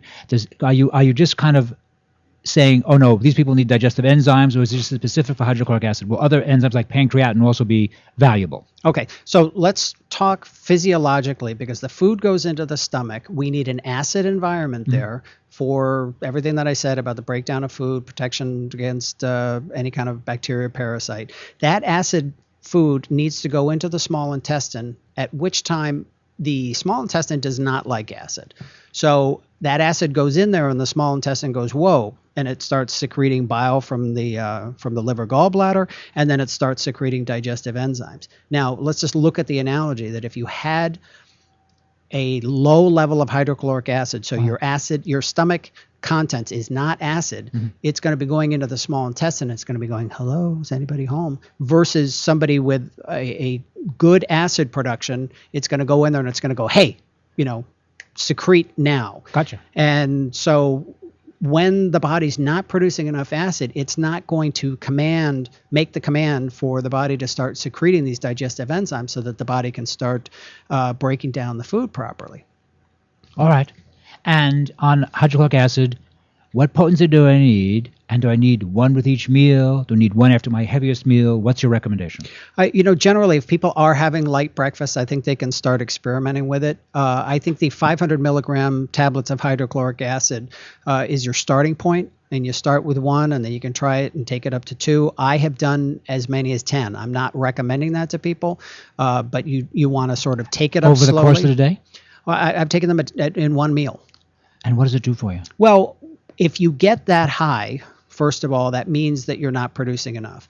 Second of all, now I definitely don't encourage anybody to go from 1 to 10. You move up 1 to 2 to 3. When you get enough, you will feel a sense of warmness or maybe a queasiness. That'll be kind of an indication that that's high enough. And I see. So with that 500 milligram tablet, start at 1. A tiny meal, you may not need to worry about it, but as you start getting into the bigger meals of lunch and dinner, and the other important thing is that you really want to be taking it preferably a half an hour to an hour after you eat. Now let's think about this. People who take thyroid, their thyroid is not going to make thyroid if we're giving it, right? So if we're putting hydrochloric acid right at the time of the meal, the body doesn't need to make as much. So by waiting a half an hour to an hour, it gives the body a chance to get the engine running so that eventually you can start reducing the quantity that you need to take. Oh, so there is a timing factor in your opinion. Not only is it logical, it also makes it more difficult. What I do, because frankly we're all busy and forgetful, is I eat and I set the alarm on my phone to remind me to take the hydrochloric acid. If you're good at it, that's great. But otherwise, I find myself frequently forgetting, so I use the alarm on my phone to remind me to take it. All right, so your recommendation, let's say I had lunch, I had chicken and a sweet potato for lunch at noon, then at 12:30 roughly, I should take my betaine hydrochloride. Correct. All righty. And that works very well. Yeah. And I might start with 1, and the potency is 500 milligrams, that's standard? You should have no problems finding it. You can probably find it in lower doses, and maybe you'd be okay with that. I mean, if you take 1, and again, that gives you that sense of warmness or upset stomach, you could try and find something with a lower potency and work up from there. Now, and here's a question for you. When you, obviously this is a protocol that you are very happy with in your practice, and so when you recommend it to patients of yours, how soon before they say, Dr. Piccini, you're right, I just feel better. Is it take 3 days, 4 days, 5 days, a week, 1 day? What does it take? It's not a drug, so. No, I mean, it's definitely not a drug. Everybody obviously is going to react differently, but usually what people start finding is that they'll be less bloated. They might potentially lose some weight. Some of the aches and pains that they've been dealing with that are sort of vague, just sort of stiffness, things like that can start clearing up. Usually within a week to a month is a reasonable period. A week to a month, that is actually reasonable for this kind of a non-drug approach. And you just mentioned stiffness. If someone really has like stiffness in the body, you think that could potentially be digestive in origin? Well, let's look at it from the standpoint that we have a person whose intestinal lining is damaged. Mm-hmm. The classic term we use now is leaky gut. And now, gut, right. Mm-hmm. In the medical community, this is something that was poo-pooed as some crazy alternative theory many years ago. It was poo-pooed for a long time, but it's totally in the literature now, right. And it's something that is known. So basically, your gut is a filter. So, just to speak in general terms, instead of small particles getting into the system, large particles are getting into the system. 90% of the blood flow to the liver is from the digestive tract. So if you're pumping things in there that really aren't supposed to be in that form, you're going to be putting a lot of stress on the liver. And you put a lot of stress on the liver, that overtaxes it. And so, the body starts holding on to water because it's trying to protect itself from inflammation. It's sort of a big cascade thing. And something else I wanted to tell you about, again, like I said, unfortunately I don't know where the sources of HCl are, but there's also some good information about niacin being a very supportive supplement for digestive issues as well. Didn't Abraham Hoffer, an MD, wrote a book in 1951 using niacin? Correct. For emotional problems, frankly, in 1951. Yeah, I mean, niacin is something I think it is basically accepted that it can help with things like AIDS, cardiovascular. I mean, there's a very large number of disorders that it could be helpful for. And as long as we're talking about mood, I think, B complex is something, if people are feeling a little sort of run down, potentially depressed or not as happy, High doses of B complex can be extremely helpful. And again, based on the complex that you're taking, start experimenting with taking one, two or three times a day, then go 2, 3, 4. Sometimes I take as many as 6 if I'm having a highly stressed time, and you'd be shocked. It can put a nice smile on your face and help you to cope because look what we're dealing with. I mean, alcohol, caffeine, sugar, soda, all these things they leach minerals and B vitamins out of the body. Yes, they do. And most people are doing some or a lot of those things. So you should at least do everything that you can to try and offset some of those effects. That's very interesting. So you, as a graduate chiropractor, you have sometimes seen people with, like, let's say someone comes and says, "Oh, doc, my back really hurts," and you manipulate the spine and the back feels better. But then you advise them, try to cut out the soda and use digestive enzymes, and you help them with inflammation that way. So you're working on you're not just working on getting rid of the problem, which is a lovely thing to get rid of the pain in the back, right, but you explain to the patient the origin of the pain in the back, or the potential origin of it. It could be multifactorial, but some of it could be they're drinking a lot of soda, and indeed that's not a good idea for them. Well, let me give you a great example. I had a woman come in her mid-50s, had she really couldn't turn her head left and right. A lot of pain. After checking her, I had mentioned earlier about that hiatal hernia where the stomach is jammed up against the diaphragm. So, it's manual therapy. You kind of come in and grab at the area of the bottom of the stomach and sort of massage it down. I see. That's all I did. And she stood up and 90% of her neck pain was gone. No kidding. So in Chinese medicine, the liver rules over stomach, which rules over neck. And, so this is the starting point. And a lot of times we make poor decisions in our health because we don't feel well. So if you get people to start feeling better, when you feel better, you make better choices. And that's where that B complex can be really helpful because if you're looking at a box of cookies that you're dying to go after, when you're feeling good about yourself, it's much easier to go, I don't need those, or maybe just one, not the whole box. Right, exactly. But you're feeling good about yourself, right. When you're not so cheerful with yourself, then you might decide, okay, that looks very attractive, that entire box of cookies. By the way, Dr. Puccini, where is your office in LA? I kind of have coverage all over the city. The primary office is in Calabasas, but I'm in Tujunga on Saturdays and Valencia on Thursdays. And what about your address in Calabasas? It's 23622 Calabasas Road, Suite 349 in Calabasas, 91302. Want to give us the phone number? 818-620-0154. Thank you.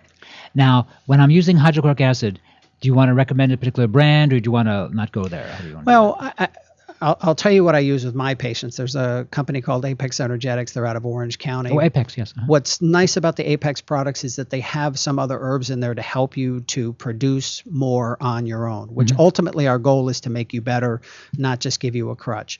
At the same time, the nice thing about the beet test is, let's just say you fail miserably and then you start taking some hydrochloric acid. So you eat the beets, you wait a half an hour, you take whatever hydrochloric acid you're able to find, you should notice that there's less redness. And if there is, you need to take more, or if there's no change, you've got the wrong product. And this beet test, did you see this? Is this something you've learned in the past number of years? I mean, who was it? I've asked who's promoting the idea of this. This seems like a very interesting and practical and easy to determine test, but I've never heard of it until you mentioned to me when we chatted a while ago. I can only take the lineage back. A good friend of mine that I studied with, Carl Coffey, got it from a naturopath named Phil Selinsky, and I don't know where it goes beyond that. That's okay. That works for me. Because you want to know the lineage, okay. But you find, practically speaking, that this really works for you and your patients. Well, every time that you go to a doctor, I mean, first of all, we could put 10 other practitioners from any modality, and some people would say this is all baloney, or some people would agree.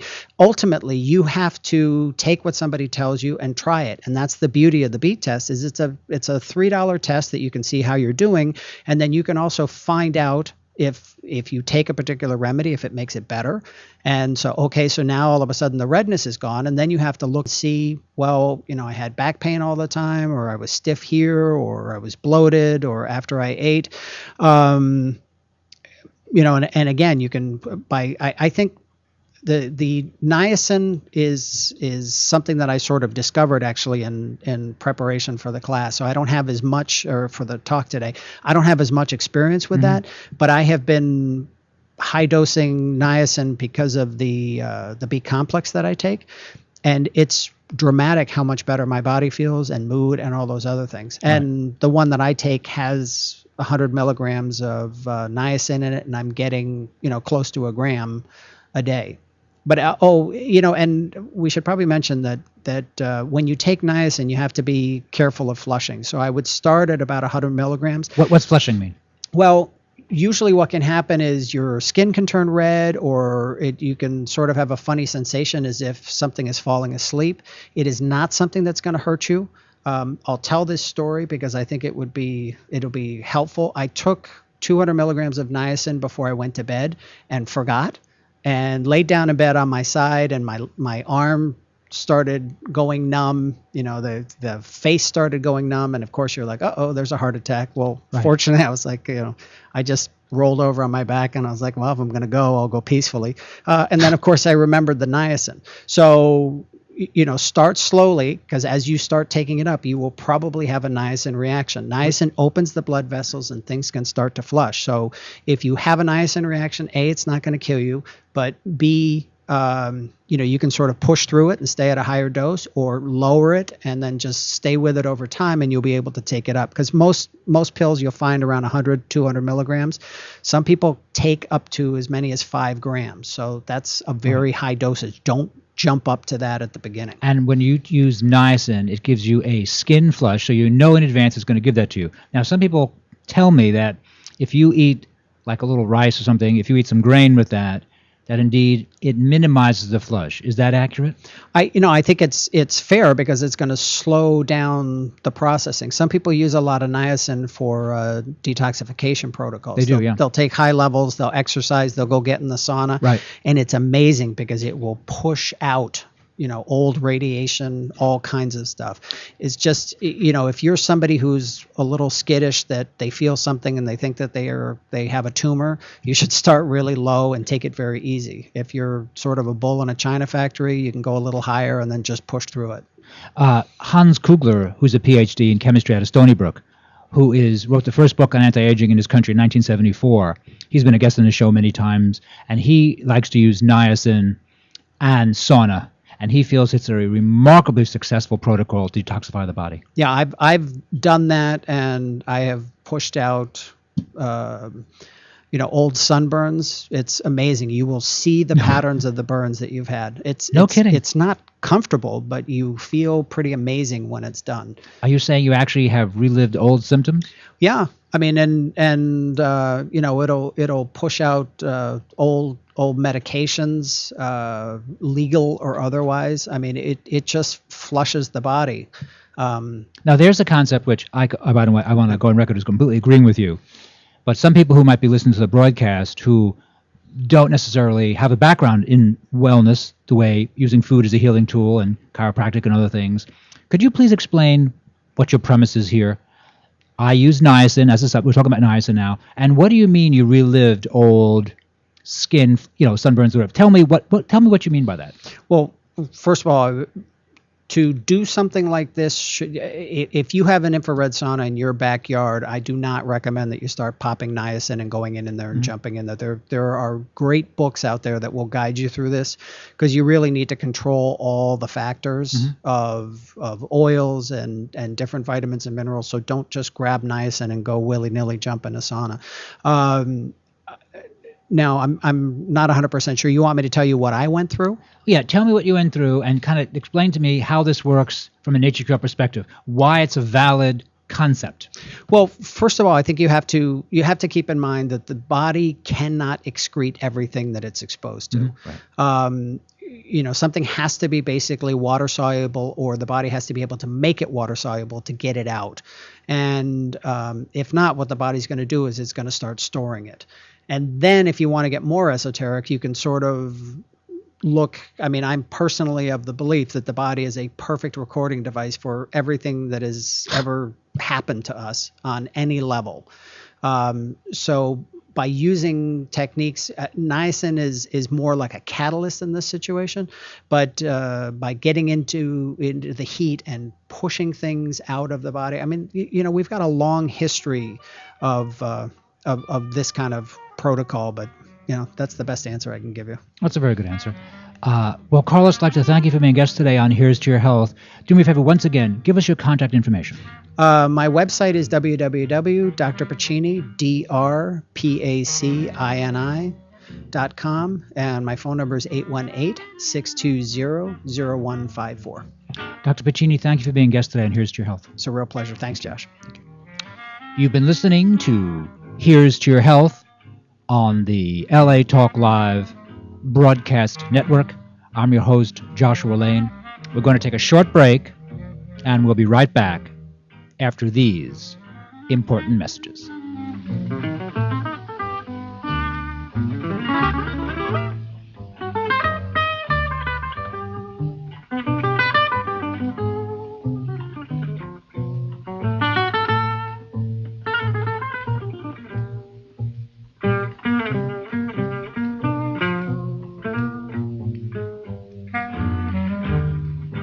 We know there are many choices in internet radio, and the staff and host of LA Talk Live would like to thank you for choosing the internet's hottest destination for the most eclectic sound and invigorating talk.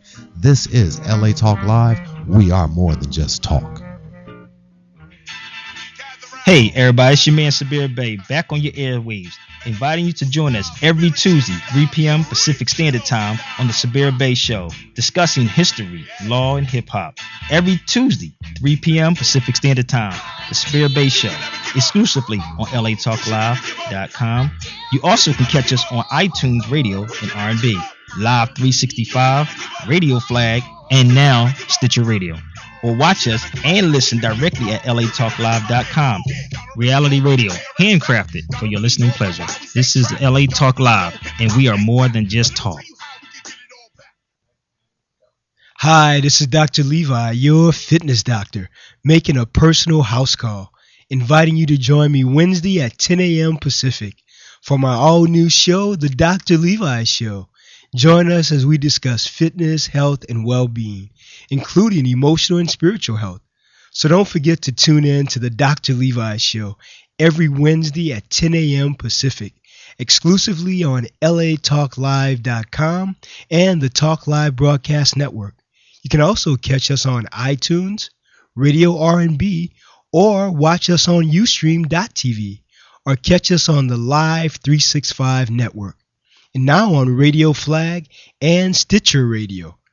Reality radio handcrafted for your listening pleasure. This is LA Talk Live, and we are more than just talk.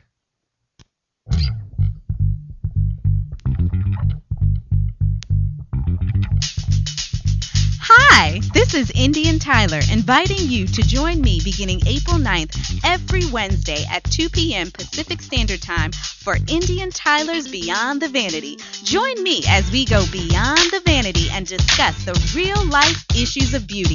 And it gets really real. So on April 9th, don't forget to tune in to Indian Tyler's Beyond the Vanity, Wednesdays at 2 p.m., exclusively on latalklive.com and the Talk Live Broadcast Network. You can also catch us on iTunes Radio R&B, TuneIn Radio, Live 365, Radio Flag, and AHA Radio. Or watch and listen directly at latalklive.com. Reality radio, handcrafted for your listening and viewing pleasure. This is LA Talk Live, and we are more than just talk.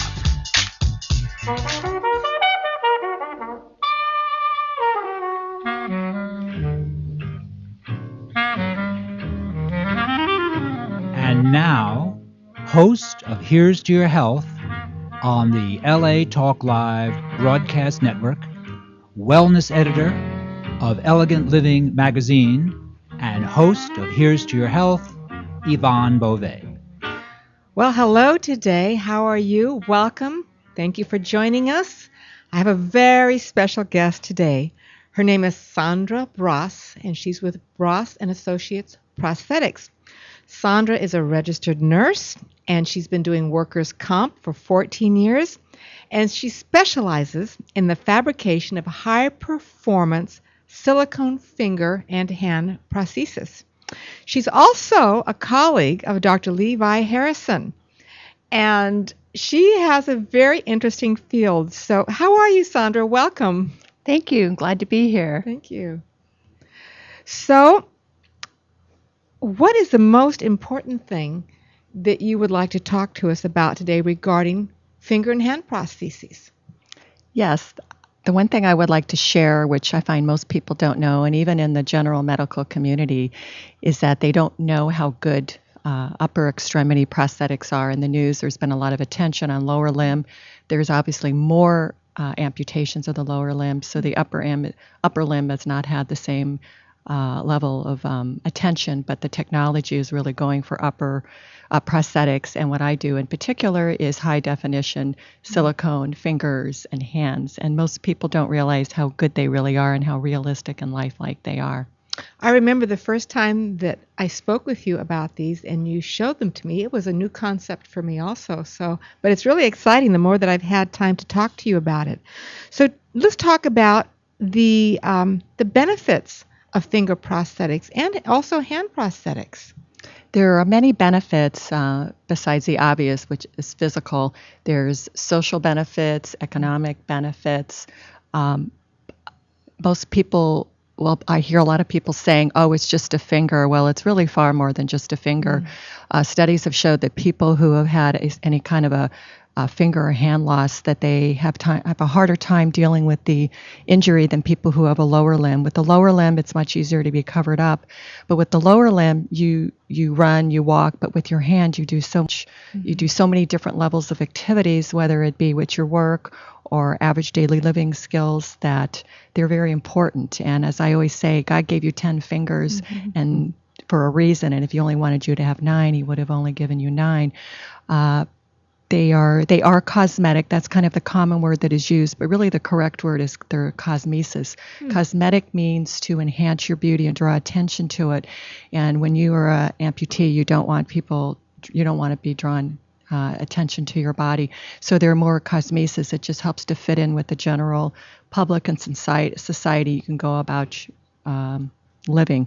The other benefits would be, which people don't realize, is that oftentimes in a traumatic injury, the nerve has been injured and they have vascularity problems. So by wearing a prosthetic finger, it has multiple purposes. It's kind of acts like a protective Band-Aid.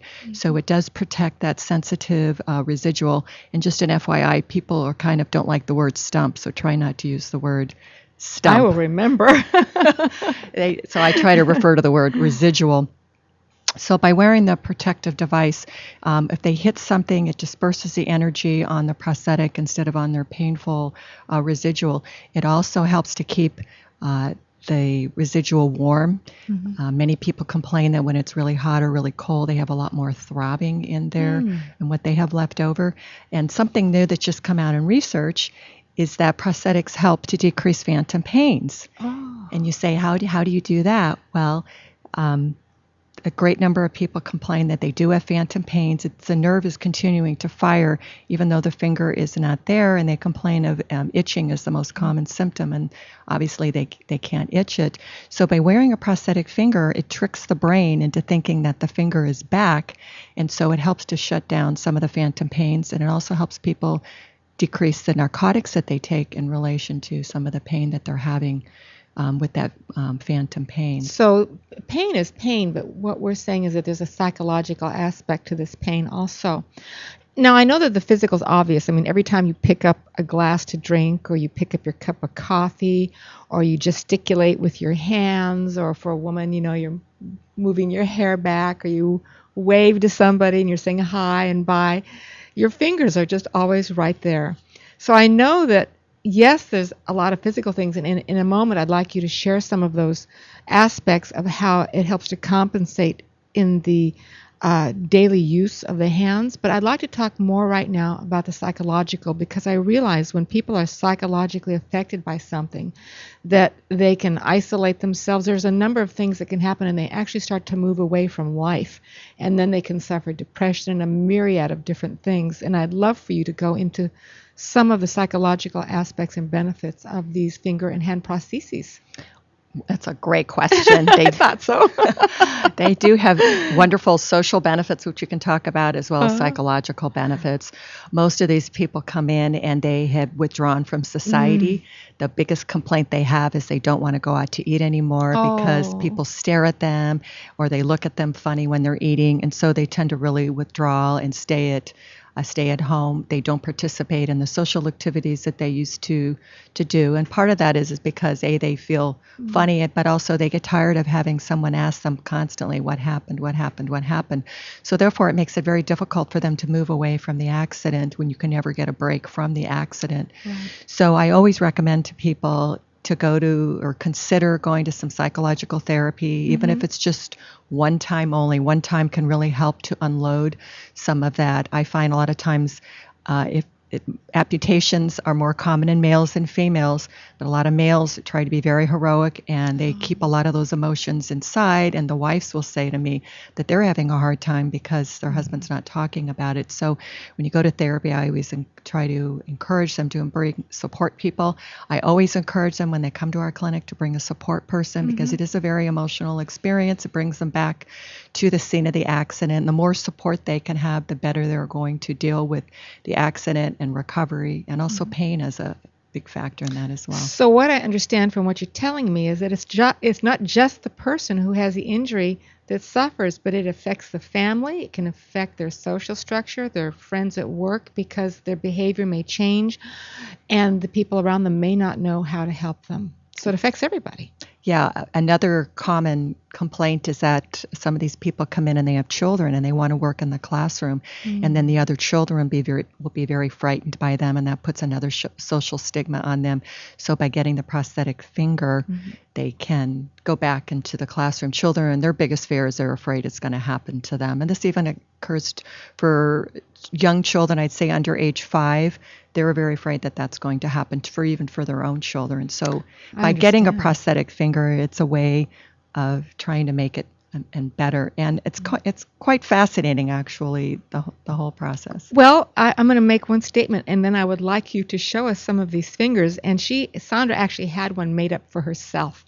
And but I'm thinking as a woman, when you get ready, you get your hair done, you put your makeup on, you put your beautiful outfit on, you put your jewelry, and then if all of a sudden you have a hand without a finger, you're not going to want to put your rings on anymore or draw any attention to that part of your body. So for both sexes, I know it can be psychologically difficult, but I would think probably more so for the woman, for the female. Actually, males are more vain. Oh my goodness.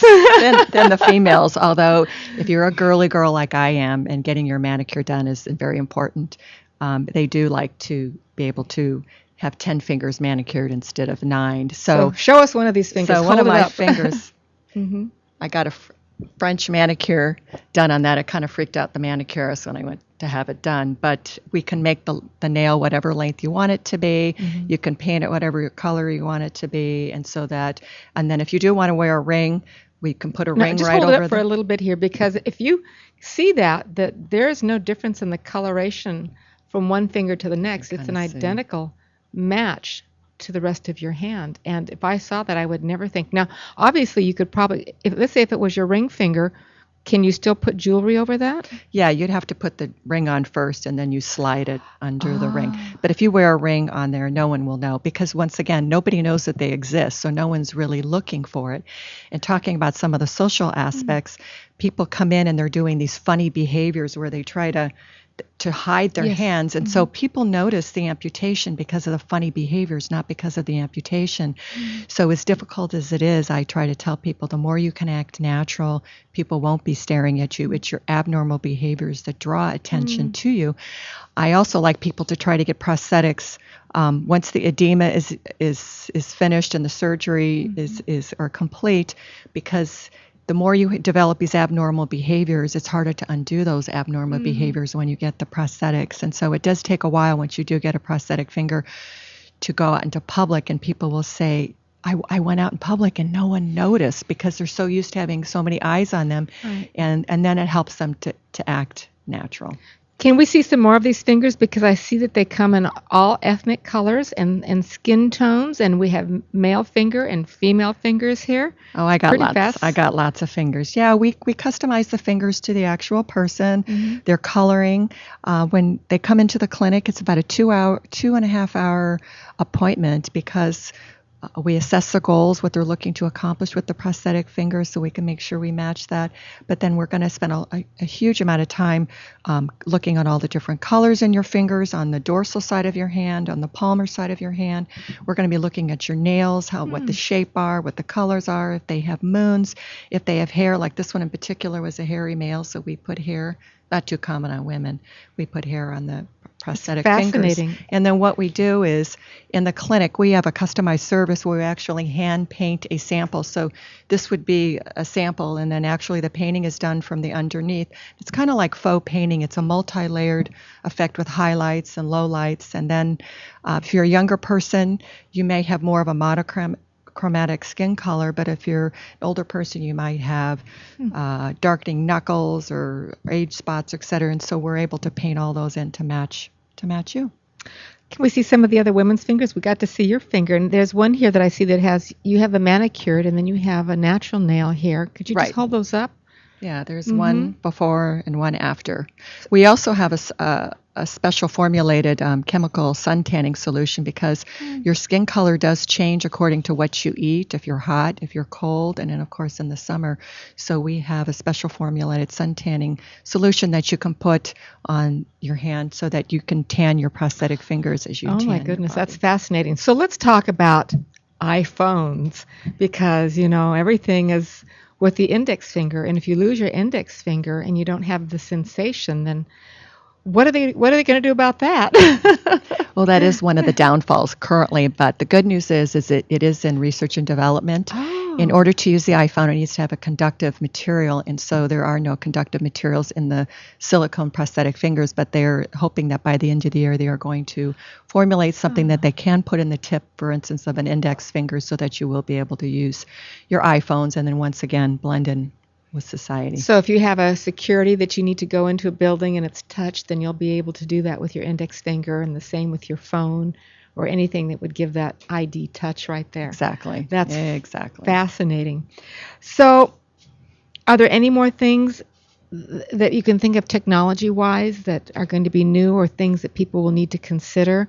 Is it, for instance, like if I have a baby finger that's done, how will that affect the use of my hand versus the ring finger versus the middle finger, index, and the thumb? Well, part of the economic as well as the physical elements of having a prosthetic finger, it helps you with getting dressed, doing your buttons, tying your shoes.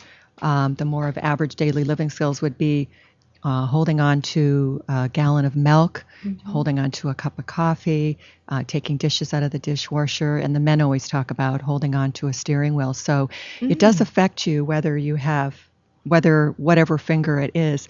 And one of the other benefits that I did not mention about prosthetic fingers is that if you do have a loss, people try to compensate with their other fingers, and you can develop what's called an overuse syndrome by making your other fingers work harder. So being able to be balanced as God made you to be, you're able to use all your fingers in conjunction and help prevent other problems down the road from overuse. Absolutely fascinating. We were talking about the daily usage of the fingers, and is this something that you would wear when you're out in the garden or working on the car, or is this, tell us how they would use these fingers. Okay, these prosthetic fingers, they are custom formulated, and so they are not inexpensive. So you want to treat them like fine jewelry or a nice pair of shoes. You don't want to be out in the dirt or changing the oil on your car, so you do want to be good to them, and you want to keep them clean. So this will be one of your finest pieces of jewelry, will be these fingers. Exactly. Well, we have people who wear them.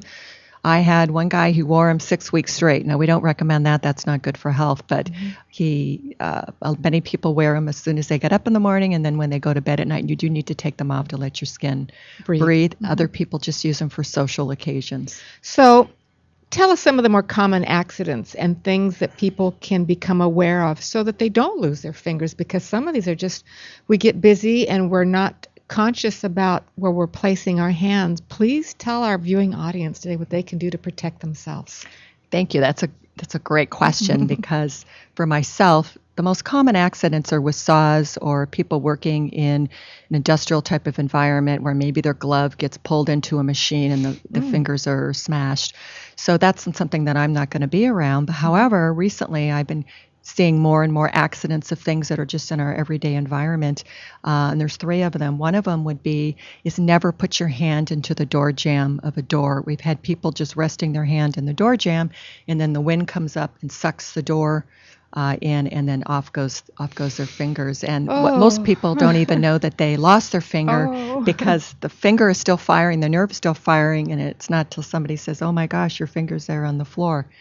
So don't put your hand in the door jamb. Number 2 would be if you're moving a bar stool or some kind of a folding chair, make sure you take your hands out before you sit down on the chair. I've had a guy who was in a bar and he moved the bar stool and somehow he had his fingers under some kind of a hinge, and then when he sat down on the chair, he amputated his finger off. Oh, I can feel that. That's just, And then the last way, this was kind of a news story earlier or last year where some kids at a local high school were having a tug of war, and nowadays everyone uses this really strong nylon ropes, and so each team had a side, and 2 of the kids wrapped the nylon rope around their fingers, and so you've got one side pulling on one end and you've got your team pulling on the other end, and it self-amputated 2 of the children's fingers. So I say never have your children wrap nylon ropes around their fingers, and this includes surfers too. I've had a couple surfers come in where they had wrapped the tether is supposed to be around your wrist, and they had wrapped it around their fingers, and so this skin actually got pulled off the bone. It's called degloving accident. So please be very careful with nylon ropes. So heaven forbid if these things should happen, there's at least a solution today for it. So I've known you for a while, Sandra, and one thing I know about you is that you have a huge heart, and you have a lot of compassion when you see that people have been hurt, wounded, disenfranchised. You have a lot of mercy for people. So I know this is a real natural for you because of the big heart that you have. So what's your goal in life regarding the finger and the hand prostheses? I mean, I know you have the heartfelt compassion to help people and their reaction to the amputation accidents. So tell us a little bit about your big heart and your goal for all of this. I think my biggest goal is to educate not only physicians, which is my primary goal, so that they can be an advocate for the clients, but also to the general public. And I'm so grateful for this opportunity to share the info, because I, being a registered nurse, I didn't even know all this information myself. So you can imagine non-medical people don't have the information.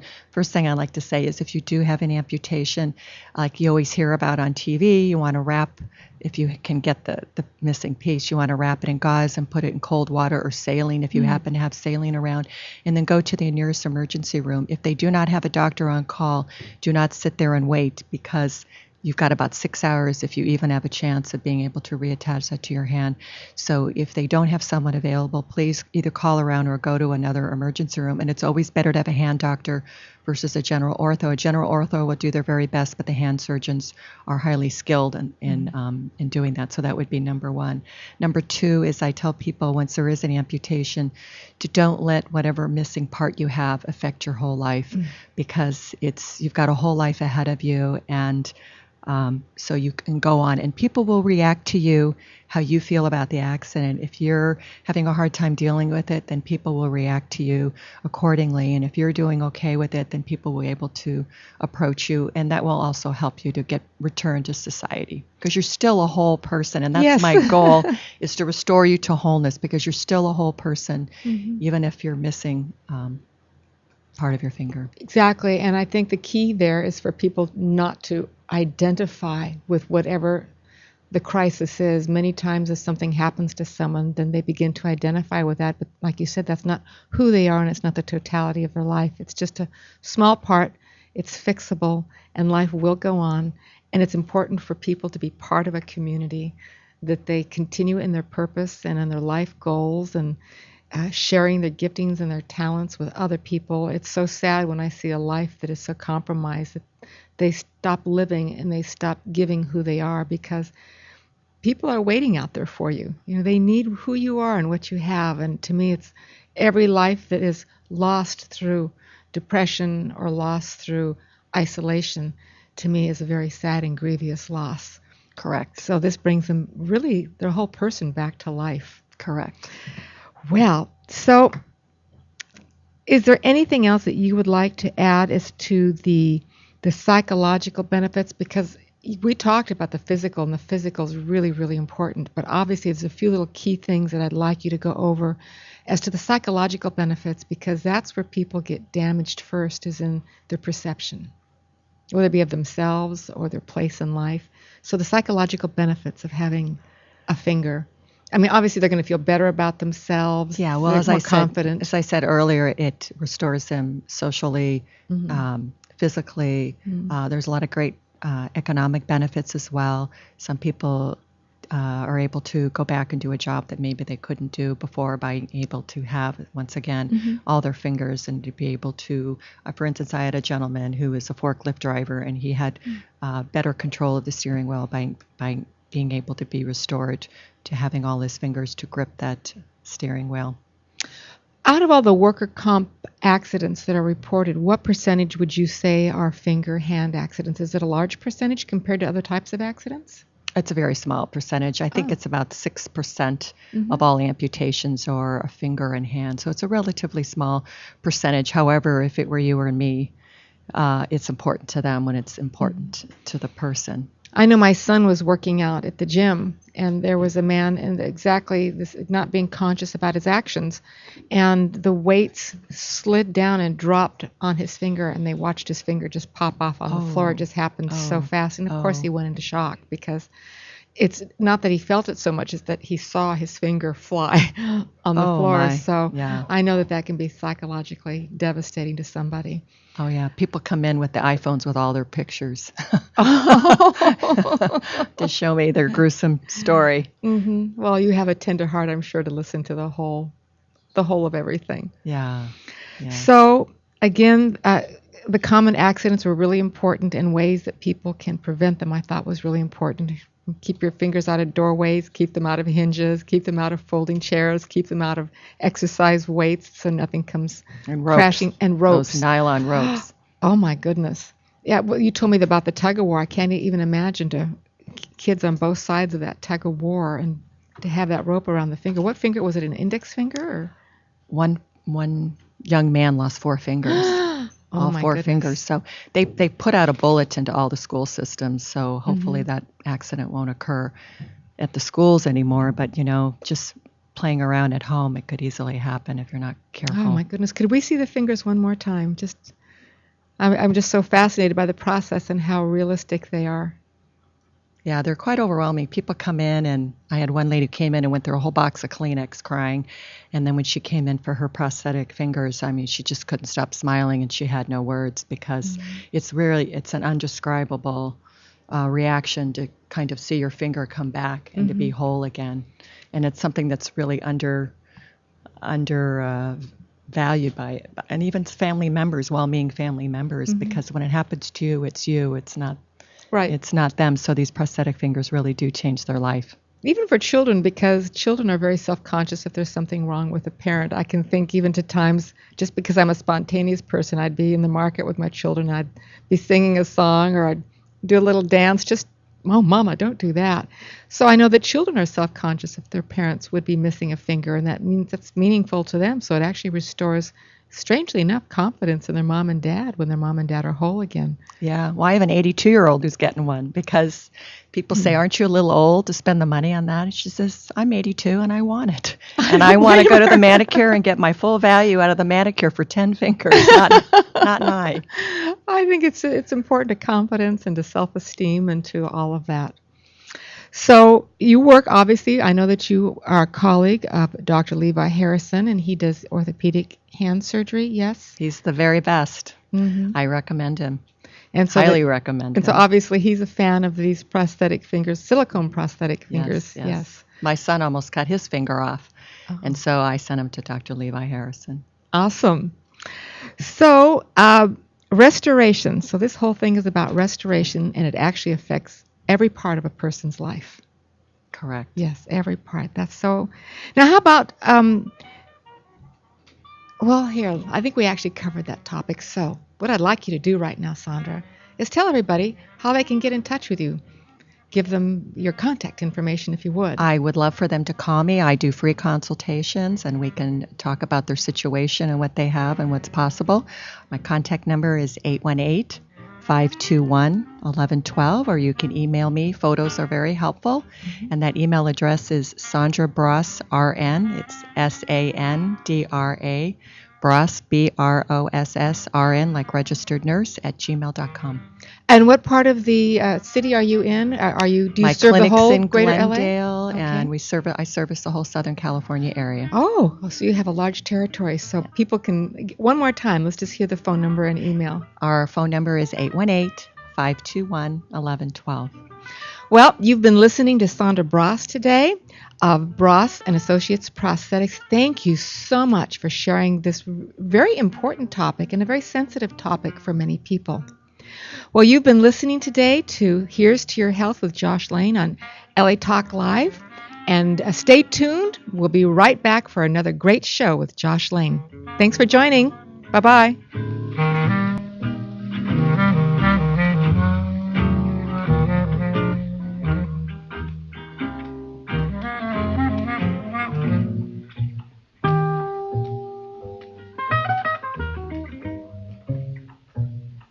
Thank you for tuning in to LA Talk Live, reality radio handcrafted for your listening pleasure.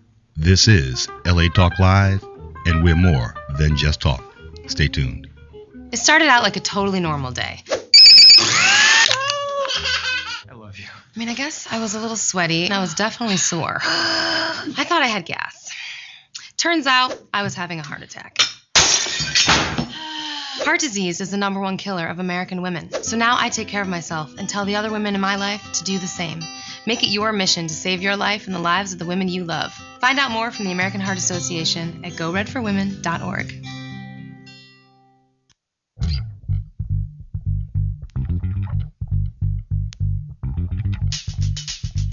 Hi, this is Indian Tyler inviting you to join me beginning April 9th every Wednesday at 2 p.m. Pacific Standard Time for Indian Tyler's Beyond the Vanity. Join me as we go beyond the vanity and discuss the real life issues of beauty.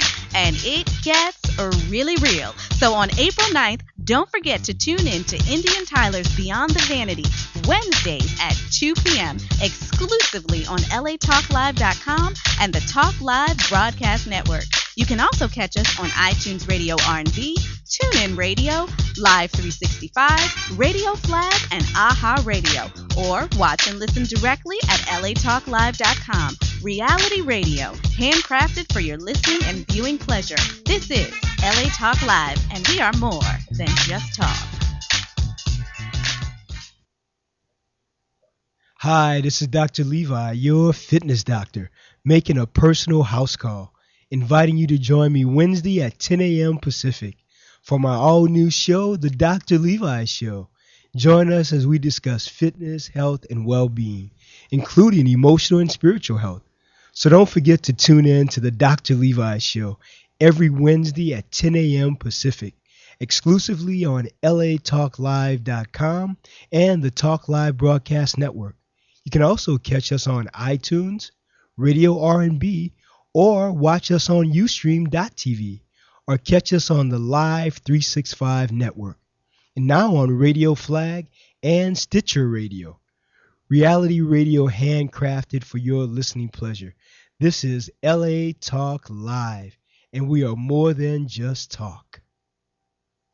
Joshua Lane, member of the board of directors of Dr. Ann Wigmore's Hippocrates Health Institute, Josh Lane was part of the Dr. Ann Wigmore team that brought wheatgrass, sprouts, and raw foods to a worldwide audience.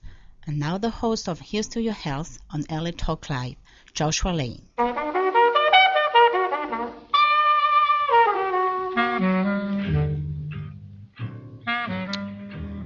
We're back.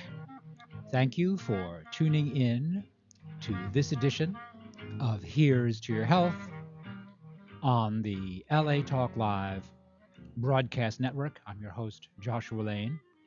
My next guest is Dr. Cameron Mueller, calling in from Utah with the company Silver Biotics. They have a very good quality colloidal silver liquids and ointments. I know they're good quality because I use them and like them. I believe they're also being used by the Special Forces of the United States Army, which is really a good thing. Dr. Mueller, are you there? I'm here, yeah. Very good. Thanks for being a guest today on Here's to Your Health. It was fun. I know your team was here more than a year ago in studio. And so for the listening audience, just tell me, what are your products and what do they do? Okay. Well, what we have is a new silver technology, and all of our products are based around that technology.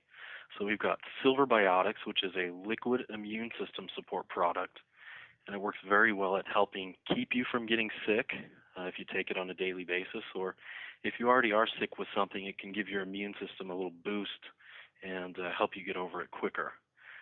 We've also got a topical silver gel called ASAP 365 Silver Gel, and it works very well at helping to heal the skin naturally. Mm-hmm. So anything to do with healing the skin, it's an amazing product. There's no alcohol or petroleum in it. Makes your skin very soft and smooth.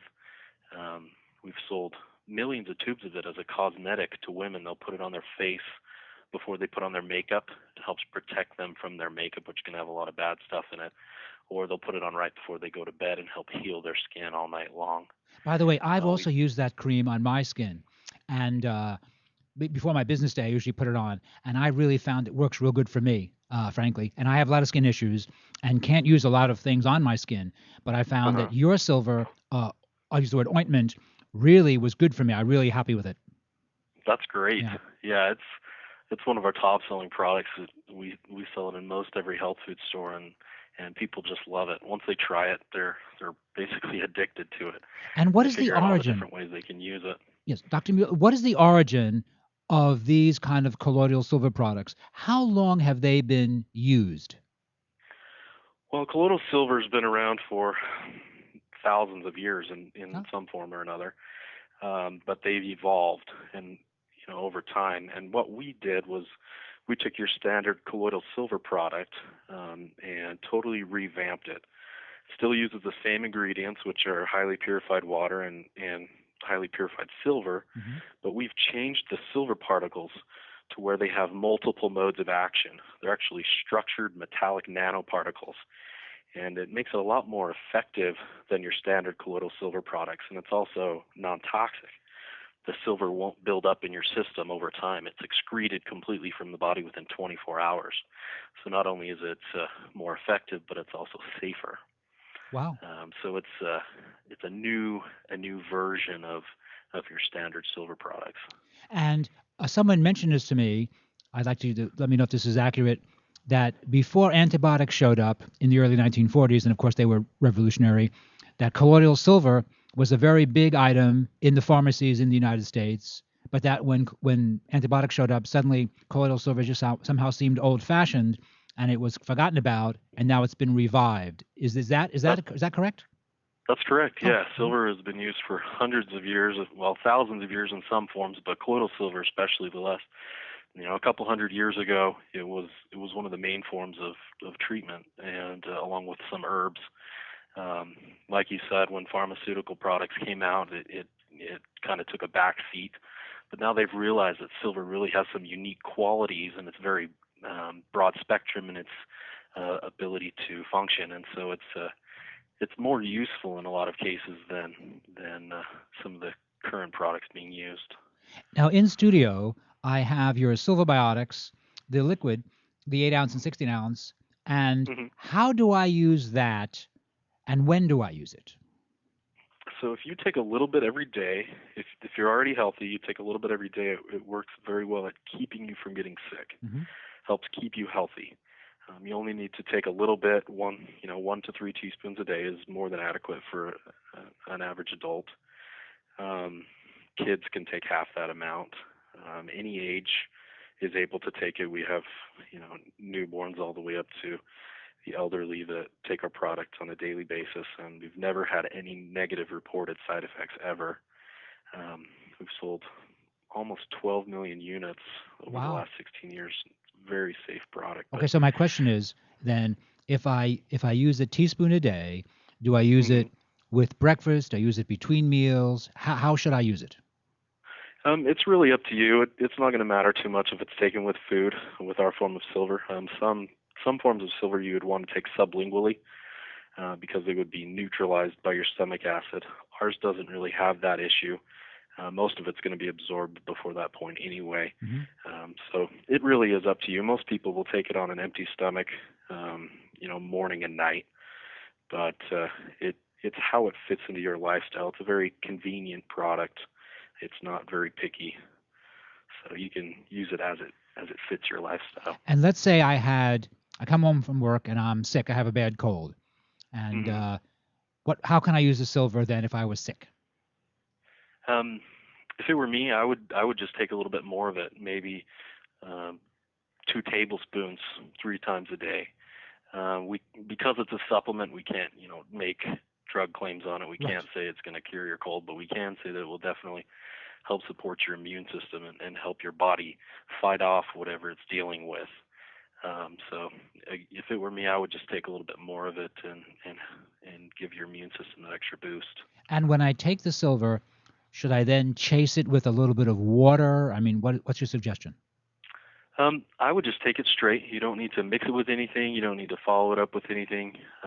It basically tastes just like water. There's a very slight metallic aftertaste, but my kids call it water on a spoon. They don't really call it silver. They just say, I want some water on a spoon, Dad. So that's very nice. Very, very tame taste. Yeah. And theoretically, if I was to use this, it would kind of, in your experience, it has been, it kind of shortens the severity of your cold. Is that it kind of just good for the immune system? Yeah, it gives your body that. It's, if it needs a boost, it definitely helps it with that. Helps your body overcome whatever it's dealing with and speeds up that process for sure. And is it also so that either your products are now being used by the U.S. Special Forces? We donate a lot of product to the military. The military doesn't order it specifically. Oh, I see. But we donate a lot of product to the military because it's very useful to them. They're out there protecting us. We want to do what we can to help them, and so we, on a regular basis, we donate product to them to help them out. I see. The gel and and Silver Biotics. So let's say that you're working with sportsmen, people, hunters, people who like to fish, and out-of-doorsmen, loggers, and so they would use the silver gel products to protect their hands and face from the elements. Is that it? Well, it's going to help heal the skin, so it probably wouldn't do too much to help protect from the elements. If it were me and I had a sunburn, I would put it on there to help the body heal. But other than that, it's not really going to be a protectant per se, but it definitely helps stimulate healing and help heal the skin naturally. We've also got a new tooth gel that we just launched, which uses our same silver technology, but it's also in combination with xylitol and therapeutic grade peppermint oil. And it's absolutely amazing at helping to keep your mouth clean. So if you brush your teeth with it at night, for example, when you wake up in the morning, your teeth are still squeaky clean. There's no slime on your teeth. Well, that's very nice. It's really amazing. And what's that called? It's called Silver Soul Tooth Gel. And we actually just launched it about a week ago, and we completely sold out within a week. So they'll have a whole bunch more and I think tomorrow, that will be available all over the place. And so again, what were the ingredients of that one again, the new toothpaste? It's our same silver technology, and then it's got xylitol in it, which is a natural sweetener. It's also used in a lot of dental products, and then a therapeutic grade organic peppermint oil. Wow, that sounds like a good combination. Yeah, it tastes good.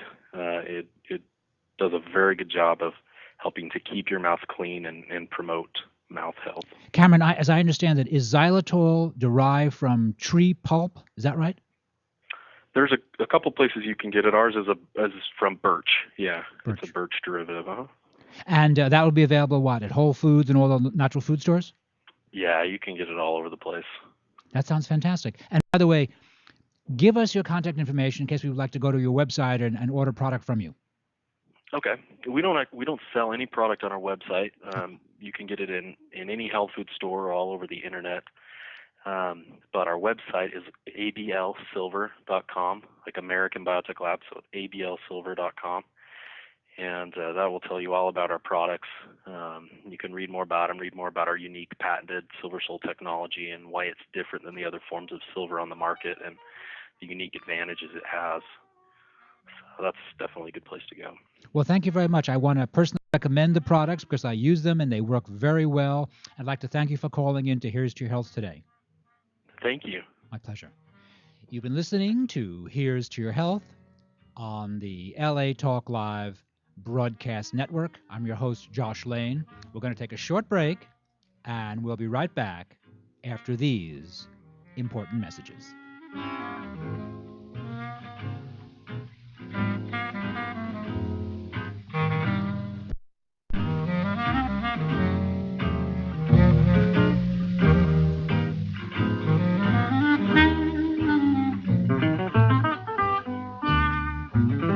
We know there are many choices in internet radio, and the staff and host of LA Talk Live would like to thank you for choosing the internet's hottest destination for the most eclectic sound and invigorating talk. This is LA Talk Live. We are more than just talk. Hey everybody, it's your man Sabir Bey back on your airwaves, inviting you to join us every Tuesday, 3 p.m. Pacific Standard Time on the Sabir Bey Show, discussing history, law, and hip-hop. Every Tuesday, 3 p.m. Pacific Standard Time, the Sabir Bey Show, exclusively on LATalkLive.com.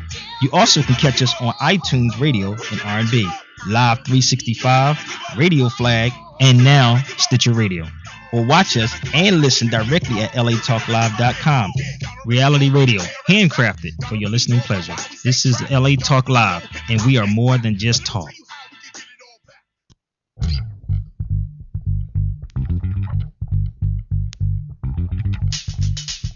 Hi, this is Indian Tyler inviting you to join me beginning April 9th every Wednesday at 2 p.m. Pacific Standard Time for Indian Tyler's Beyond the Vanity. Join me as we go beyond the vanity and discuss the real life issues of beauty.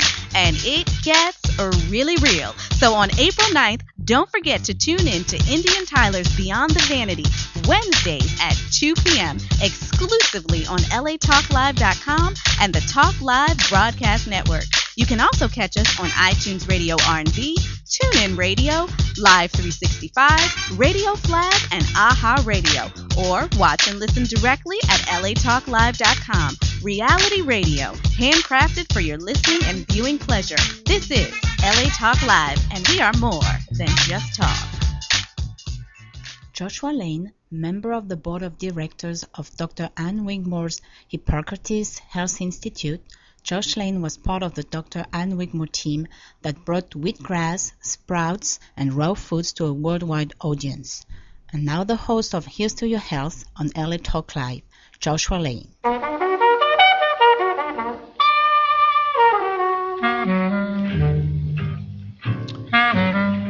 We're back.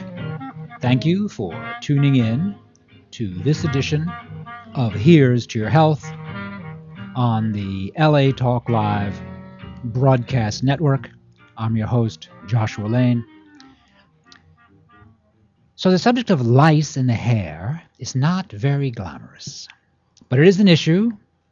And our next guest, Amy, who's been a guest on Here's to Your Health before, has a product called My Hair Helpers.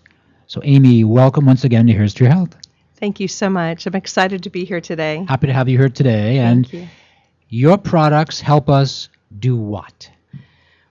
Well, what I noticed, Josh, is that when my kids had lice 12 years ago, most people, what they do is they go to the store and they buy over-the-counter treatments. They buy chemicals. Some of them are neurotoxins, and they're very dangerous. And they really don't take care of the problem. And so when we had our battle with head lice and my 5 children, I went through a lot and decided eventually, over the years, I kept seeing the same theme happen over and over. Head lice in the schools. Nobody knows what to do. All the parents are coming to me saying, what do I do for my child? And so I found the best products out there, and I started testing products, and I found a system that really works to remove head lice. And it's all natural. They're made from essential oils, peppermint oils, tea tree, and a comb that is really fabulous. And successful and non-toxic.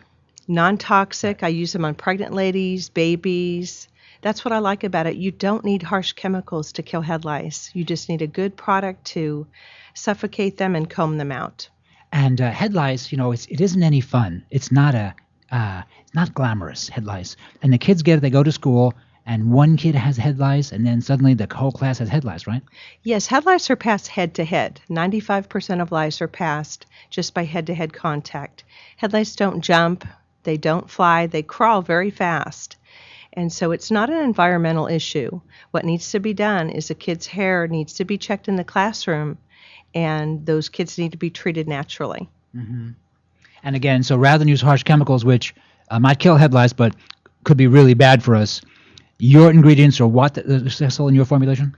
Well, the first product I have it's a mousse, and it's an enzyme-based product that you put on the hair, you put on damp hair, and you massage it in, and then I use a little peppermint shampoo and conditioner, and I leave it on the hair, and I use this fabulous comb right here. It's a spiral tooth comb. It's a nice-looking little comb, and I'll just show it here. Sure. And so it's just very, very thin to because you got to go through the whole head of hair.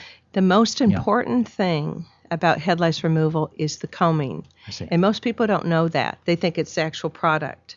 But the combing is so important because if you leave one little egg, you're back to square one. Oh. So what I tell my clients is you've got to comb the head 4 different directions and don't stop until you find nothing. And then you have to comb for the next few days, and then you can drop it down to once a week. But you never really want to let your hair down. Gotcha.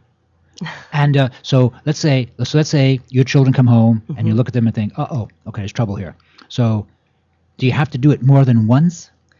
Well, you should do a treatment right when you find it, and then 4 to 5 days later you should do another treatment. But you need to check everybody in the entire household. I've had dads ready to go out the door to work with their briefcase, all ready to go to a big meeting, and I'll say, where are you going? I need to check your hair. Turns out he's got more than his kids. Oh, dear. So Wow. you really have to check everybody. So when the boys get head lice, what do the moms do? Just cut all their hair off? That's easy. That's easy for boys. Is that successful for boys? Does that kind of work? You still have to do a treatment. You do. Mm-hmm. Because head lice can stay close to the scalp, and even though you've cut their hair, they can be clinging on. Ah. Yeah. But for girls, obviously, you don't want to be giving girls little baldy haircuts. That doesn't work for the girls. Well, in some countries they do that. They don't know what to do. But they don't know what to do, right? Right. I've had clients come to me that have been traumatized because their mom cut their hair all off, shaved their head. And we don't want to do that for girls. No, it seems like, everyone else would make fun of the kids, and the kids would be real happy. Boys maybe get away with that. Boys really not a big issue possibly. But for girls, oh no, it's not the thing. And how long did it take you to kind of put this together? A couple of years? Well, I started my company 5 years ago. And I tested different products, and I realized that the natural products really worked well with the comb, in conjunction to the comb. You can't have one without the other. Gotcha. And I just don't know why there's not more natural products available out there, but I'm hoping to change that. And have you had good success with your products? I've had fabulous success. There's not a day I don't wake up and have orders coming through because people are realizing that these products work. And I like to teach my clients. I have videos on YouTube, and I spend time with each client, kind of coaching them how to walk through this. Most people tend to focus on the environment. They think head lice are living in their home. Are they? No, they are parasitic in nature. They only last 24 hours off your hair. Oh. Body lice and other lice, yes, they do last longer. But the head lice themselves, they don't last long off the head.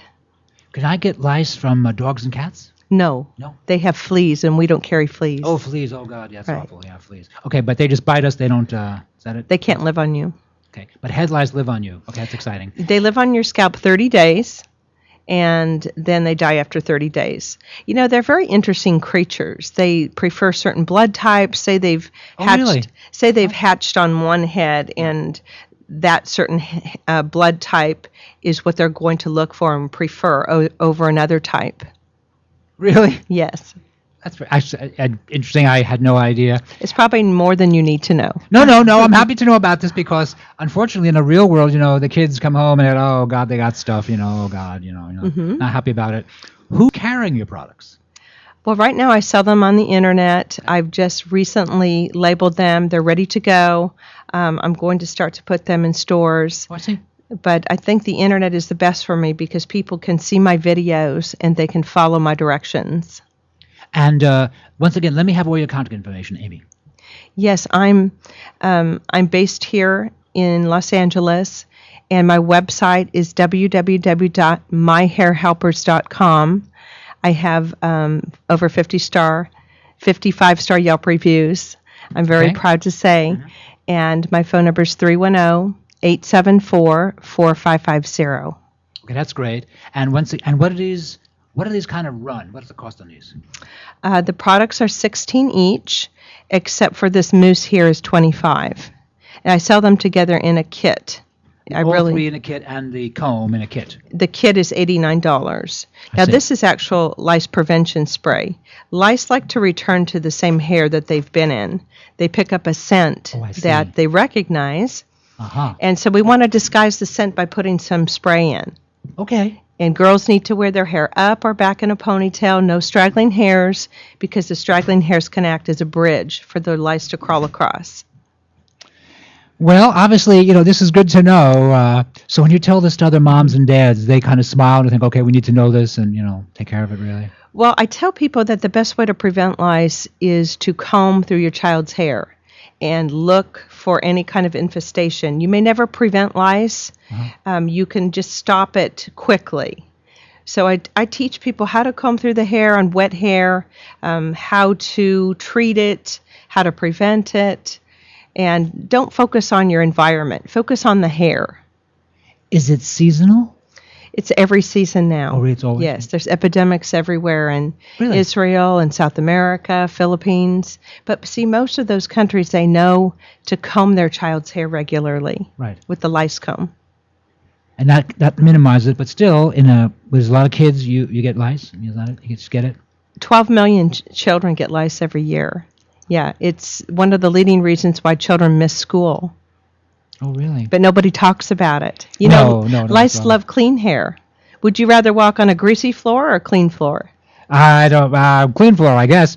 But lice really like clean hair. Okay. They love clean hair. There's just a stigma attached with head lice that, for some reason, you don't have good hygiene. But it's quite the opposite.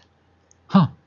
I have heard that apple cider vinegar can be used to get rid of lice. Is that helpful at all in your opinion? Is secondary helpful or not so helpful? Or I've heard that, but still all the eggs have to be removed. So you would still need a really good comb.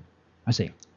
And also that's non-toxic, so that could be a second thing that's non-toxic with a good comb. That could be good. Also, coconut oil is good. If I have a lot of little baby lice, I like to sprinkle some coconut oil on the hair and massage it in, then comb it out. And when you use the coconut oil, does that theoretically smother the lice? Is that the thinking on it? It does.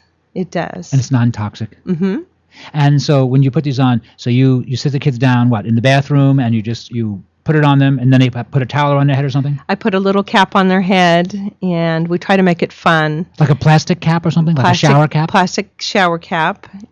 And then what I do is I just wait, and then I put their head on a towel on a table and just comb every direction.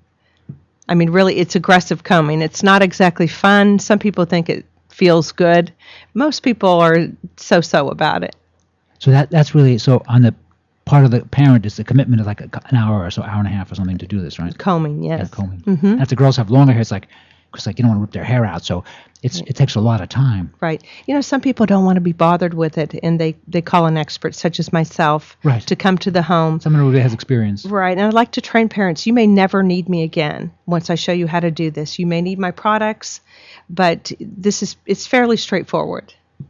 And when you use this comb, is this comb really only to be used for one person? You don't want to wash and use another person. Just one person gets one comb. Is that a good idea? No, I use the same comb on the whole family. I clean it with alcohol, and there's nothing wrong. Okay, so it's not an issue that if I buy these for a son that I couldn't use them on my daughter, but I could use them on my daughter. Yes, I use the products on the whole family. I just clean the comb in between. And what the comb is made of? It's a metal comb? It's a metal comb. It's got a lifetime guarantee. It's a spiral tooth comb which drags out the eggs. And I like it because it's close together and it's fine knit. And I have a very good success rate with it. Okay, that's very good. And again, Amy, give me your contact information once again. www.myhairhelpers.com. I can be reached at 310-874-4550. And I'm happy to help you in your life's crisis. Well, Amy, thank you very much for talking about head lice. It's an issue, and you have a nice, intelligent, non-toxic approach to dealing with it successfully. Yes, more people need to know about it. Yes, they do. Yes. Do. Well, thank you very much, Amy. Thank you. You're listening to Here's to Your Health on the LA Talk Live broadcast network. I'm your host, Joshua Lane. We're going to take a short break, and we'll be right back after these important messages.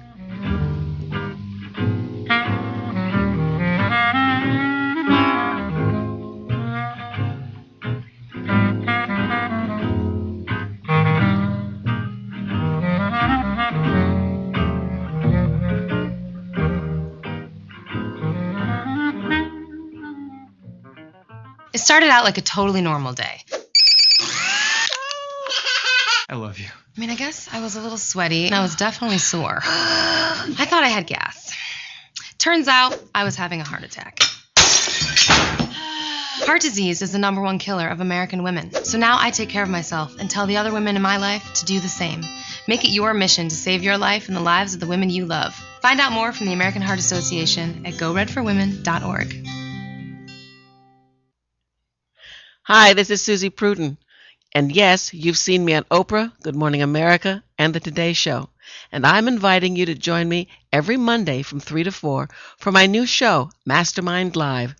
Join us as we introduce you to the new thought leaders of the world who will inspire you, support you, and guide you to your next level. So don't forget to tune into Mastermind Live exclusively on latalklive.com. You can also catch us on iTunes Radio R&B or watch us on Ustream TV. Reality radio handcrafted for your listening pleasure. This is LA Talk Live, and we are more than just talk.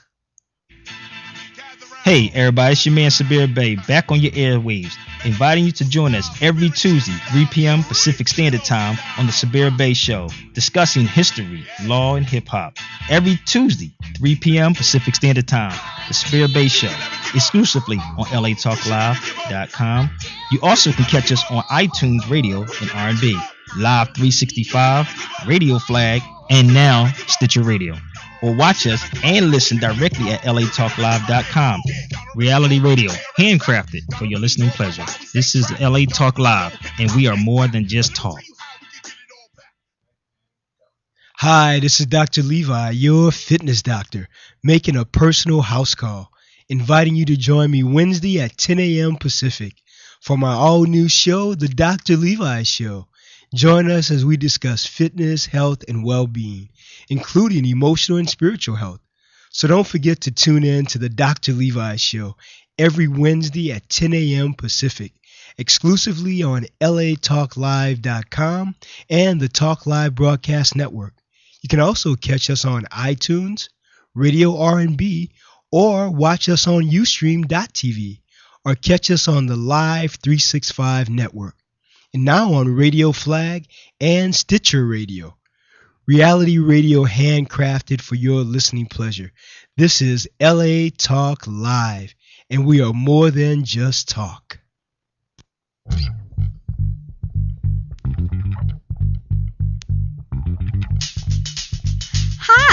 this is Indian Tyler inviting you to join me beginning April 9th every Wednesday at 2 p.m. Pacific Standard Time for Indian Tyler's Beyond the Vanity. Join me as we go beyond the vanity and discuss the real life issues of beauty. And it gets really real. So on April 9th, don't forget to tune in to Indian Tyler's Beyond the Vanity Wednesdays at 2 p.m. exclusively on latalklive.com and the Talk Live Broadcast Network. You can also catch us on iTunes Radio R&B, TuneIn Radio, Live 365, Radio Flag, and AHA Radio. Or watch and listen directly at latalklive.com. Reality radio, handcrafted for your listening and viewing pleasure. This is LA Talk Live, and we are more than just talk.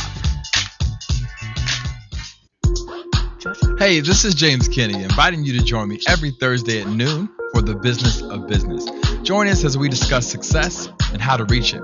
Listen, don't forget to join me every Thursday at noon Pacific Standard Time for the Business of Business, exclusively here on LA Talk Live. Hey, and don't forget, you can also catch me on iTunes Radio R&B, Radio Flag, TuneIn Radio, Live 365, AHA Radio, TiVo Radio, and Apple TV Radio. Or just watch and listen directly at latalklive.com, where we are more than just talk. Murked it.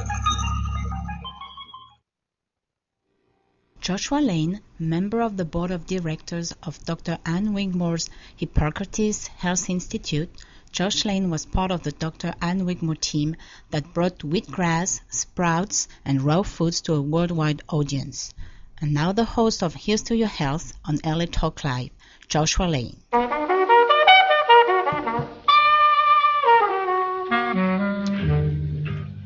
We're back. Thank you for tuning in to this edition of Here's to Your Health on the LA Talk Live Broadcast Network. I'm your host, Joshua Lane. My guest is the book publicist, Erwin Zucker. Erwin Zucker has been working as a publicist in Los Angeles since the 1950s, and he at one time was the publicist for Steve Allen. He did handle Steve Allen's music, and he's been a book publisher for a long time. He has this excellent book by the Zucker twins. He's a distant relation to the Zucker twins. And Erwin Zucker, welcome to Here's to Your Health. Well, thank you for that wonderful eulogy. No, that's right. It was great. It's my pleasure. And you have been a publicist in Los Angeles for a very long time, working with Steve Allen. You can't do much better than that. And you're also a book publicist. Right. Well, I came to Los Angeles in 1955, and Steve Allen became one of my first clients, but I was handling his music. Right. And then I got involved with the book promotion, and Norman Vincent Peale, a famous minister, was one of my first clients. Really? And I worked with a lot of top authors in the fields of health, sex, and wealth. Those are the fields where you sell the most books: sex, health, and wealth. I could see why those would be very, very big. Forget about fiction and poetry. Really? Okay, that's very interesting. And Norman Vincent Peale, he was a very influential thinker in his day. Tremendous. He wrote a great book called The Power of Positive Thinking. That's right. It was a milestone in publishing. And actually, the publisher, Prentice Hall, hired me. I was in California. Norman Vincent Peale was coming to California, and they called me somehow, and they said, "Can you promote books as well?" I said, "Of course. I can make a no-known out of anybody. You know, it's easy." Right, exactly. So Norman Vincent Peale was out for about 2 weeks. I drove him all over every radio and TV show, newspaper, took him because the book was so big, The Power of Positive Thinking. Yes. But I didn't promote that book. I promoted the follow-up book, which was his autobiography called Minister to Millions. I see. And that book wasn't as big as The Power of Positive Thinking. It sold maybe 1/20th of what the big book sold. And then I worked with other people like Jackie Collins, and Jacqueline Suzanne. Jacqueline Suzanne was big. Helen Gurley Brown was one of my favorite authors of all time. Those were three very influential authors of the 1960s. Yeah, right. And I've promoted over 3,000 authors. My wife and I figured it out the other day. since when I started in 1955, over 3,000 authors. But quite a few years since 1955. And so you have a bachelor's degree from NYU. Well, I attended NYU after I graduated from Brooklyn Boys High School in 1944, which, by the way, we're going to have our 70th reunion on June 2nd in New York at the Yale Club. I was president of my high school class in 1944. No, I attended NYU on my 17th birthday. The war was still going on, but I entered NYU, and then I went into the service for about a year. And I was in public relations, editing Army newspapers at Camp Lee, Virginia. And then my last 2 years, I ended up at the University of Michigan as a journalism major. I graduated there in 1948, then went to Europe for Billboard magazine, and got involved with record companies. And then eventually I came to California in 1955, met my wife, Deborah Hill, in 1956, got married in 57, and we've been married 56 years. We've got these beautiful daughters who've written 7 health books. Well, they're doing very well. My oldest daughter is in radio and TV. Watch it. She may want your job. Well, there's room for lots of us. And your daughters, they're twin girls, and they're vegetarian educators. Yes. Well, they live in Santa Barbara. And this is one of their latest books. They'll be at the book fair this weekend. We'll talk about that maybe a little later. Yeah. It's called the LA Times Festival of Books. Right. This coming Saturday and Sunday. It's free. Admission is free. And I'm involved with an organization called the Book Publicists of Southern California. That's the name of our group. I'm the founder. We founded the organization in 1976. 38 years ago. We meet every other month, and we have terrific programs. We have over 1,000 members. We keep going full blast. We have terrific programs that are geared to how to sell more books. Right. Everybody wants to sell more books. They do. They do want to sell more books. And you have a number of titles here. Mark Lovendale. Mark Lovendale will be with us this Sunday. Yes. And Saturday and Sunday. This is a very good book. Actually, we had him as a guest, and Patricia Bragg. We've also had Patricia Bragg as a guest as well. And this lady is terrific, Olympia LaPointe. Olympia LaPointe is an incredible lady who teaches kids how to overcome math fears and become a rocket scientist. She herself is a rocket scientist. Very successful. She'll be at the book fair at our booth. By the way, the booth number is 913 if anybody would like to come to our booth. And we're going to give away a lot of free books. Some books we'll be charging for. But you'll have a great time if you come to the book fair on the campus at USC. At USC. And where is that in L.A.? Well, the way I go to Vermont Avenue, and I travel south to where the Shrine Auditorium is. All right. Most people know where the Shrine Auditorium is, and the USC campus is almost adjacent to the Shrine. So I would say it's about Vermont Avenue and about 40th Street. That's where and it's a sprawling campus. This is the 19th year in a row that the LA Times has sponsored this community event celebrating the written word. For the first 15 years, it was on the campus at UCLA. And then about 4 years ago, the LA Times switched to the campus of USC. So it is this Saturday and Sunday, April 12th and 13th. But by the way, we're having a meeting of our organization, the Book Publicists of Southern California, tomorrow night, which is Wednesday night, April 9th, and the public is invited. We can give out a phone number if they'd like to call for a reservation. Sure, go ahead. I can give it now or later. Do it now, sure. Right now, it's area code 323-461-3921. That's our phone number, 323-461-3921. And we have a all-you-can-eat buffet dinner. Then we have a terrific program, and we're going to discuss digital publishing, the latest things that are happening in the world of digital publishing. And has digital publishing been an enormous boon to the industry? I mean, because people can now download something for like, I don't know, can they sell books for 99 cents now as a download? Right. Well, we have Stan Corwin and Steve is talking about digital publishing, the latest breakthroughs. Yeah. Steve Smoke and Stan Cohen have been a team together. They both have great credits in writing as authors, as executives, as magazine editors. So they know what they're talking about, digital publishing. Now, in publishing, I know sometimes there are these blockbuster books. You mentioned Jacqueline Suzanne and others that sold tons and tons of books. But theoretically, I'd always heard that if an author sells 5,000 copies of a book, it's considered a success. Is that a correct number? Well, it all depends on the nature of the book. If it's a book of poetry, that's a phenomenal amount of books. Right. But it depends, and it depends on the count that the publisher gives you, and it depends on the distributor. And it depends on how the bookstores are doing with your book. As you know, there are bookstores that are closing almost every week in America. Yes. In fact, the Borders book chain, which you heard about years ago, they closed 800 stores inside of about 2 months. Right. So but now we still have some Barnes & Noble stores, but most books are sold through Amazon.com. Is it because it's let's say I live in Montana? Is it just easier for me to order a book through the mail? Is that why? Because it always seemed to me fun to go to a bookstore. Well, there are a lot of reasons for the lack of bookstores. Bookstores weren't making a profit that they should. There's still a few community bookstores here and there. But basically, most authors sell books on their own websites. And this is a great time to go into self-publishing. You can print on demand, we call it.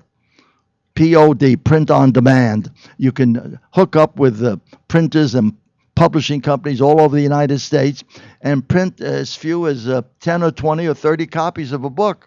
Wow. Naturally, they cost you quite a bit to print a small amount. In the old days, people used to print up 1,000 or 2,000 or 3,000. Now you can print 10 or 20 or 30 or 40 or 50 books at a time. So books aren't going away. Well, a book serves other purposes. For example, Patricia Bragg has about 20 books to her credit. Yes. But she sells a lot of products. Right. Here's a book called Apple Cider Vinegar. Right. Well, there's a product called Apple Cider Vinegar that sells tons and tons of product for her. But a book serves as a calling card. Right. It's almost like a business card. Right. If you're successful with the book, here you take a lady, Dr. Nikki Monty. She's a psychotherapist. Her book is just out, but this book will bring in a lot of business to her private practice. Right. The book is called Our Love Matters. You'll be hearing a lot about it in the coming weeks, and hopefully she might be on your show. Sure. Yeah, and the idea that the book is a little bit of a very nicely done calling card, I think that's very fair and also very accurate. Not only that, it gives an author a lot of credibility. For example, at the LA Times Festival of Books this weekend, there will be about 350 booths, and I would say about 20% of them are manned by individual authors or organizations. But Barnes & Noble will be there, Vroman's will be there, Book Soup. These are some of the leading bookstores in the LA area, Southern California. They will be there.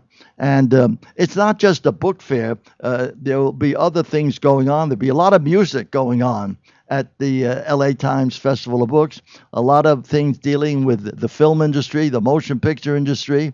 But, of course, books are the big thing. Right. And we celebrate the written word every time at the LA Times Festival of Books. And where can my listeners contact you directly? Well, they can just Google my name, Irwin, I-R-W-I-N. The last name is Zucker, Z-U-C-K-E-R. They can just Google Irwin Zucker, and a lot of things pop up on the screen. Or they can go to bookpublicists.org and learn about the book publicists of Southern California. And they can see our newsletter on the screen if they go to bookpublicists.org and they tap in newsletter, March, April issue. And they can read about our meeting. And also, we're going to be in New York. There's a big thing in New York at the end of May called BEA, Book Expo America.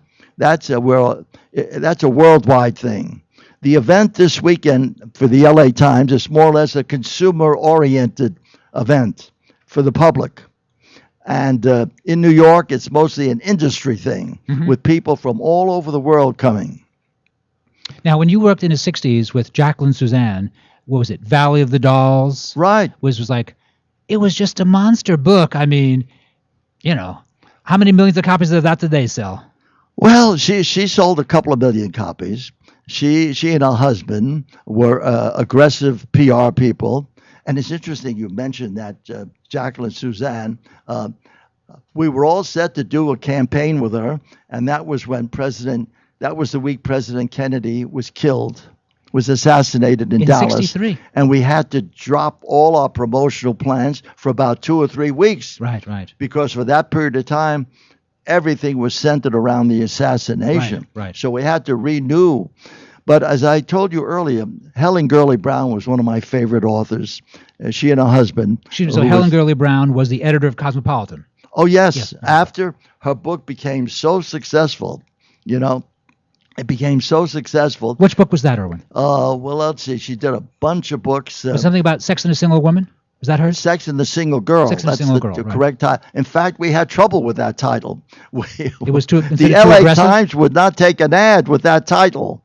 Really? This is about 50 years ago. Things changed. They thought it was too racy. Sex and the Single Girl. I see. And then we told them it's going to be a motion picture, which it did become a motion picture, where they only used the title. They liked the title. But eventually, Helen Gurley Brown got on a zillion shows. She was talking very honestly about relationships between male and female. Right.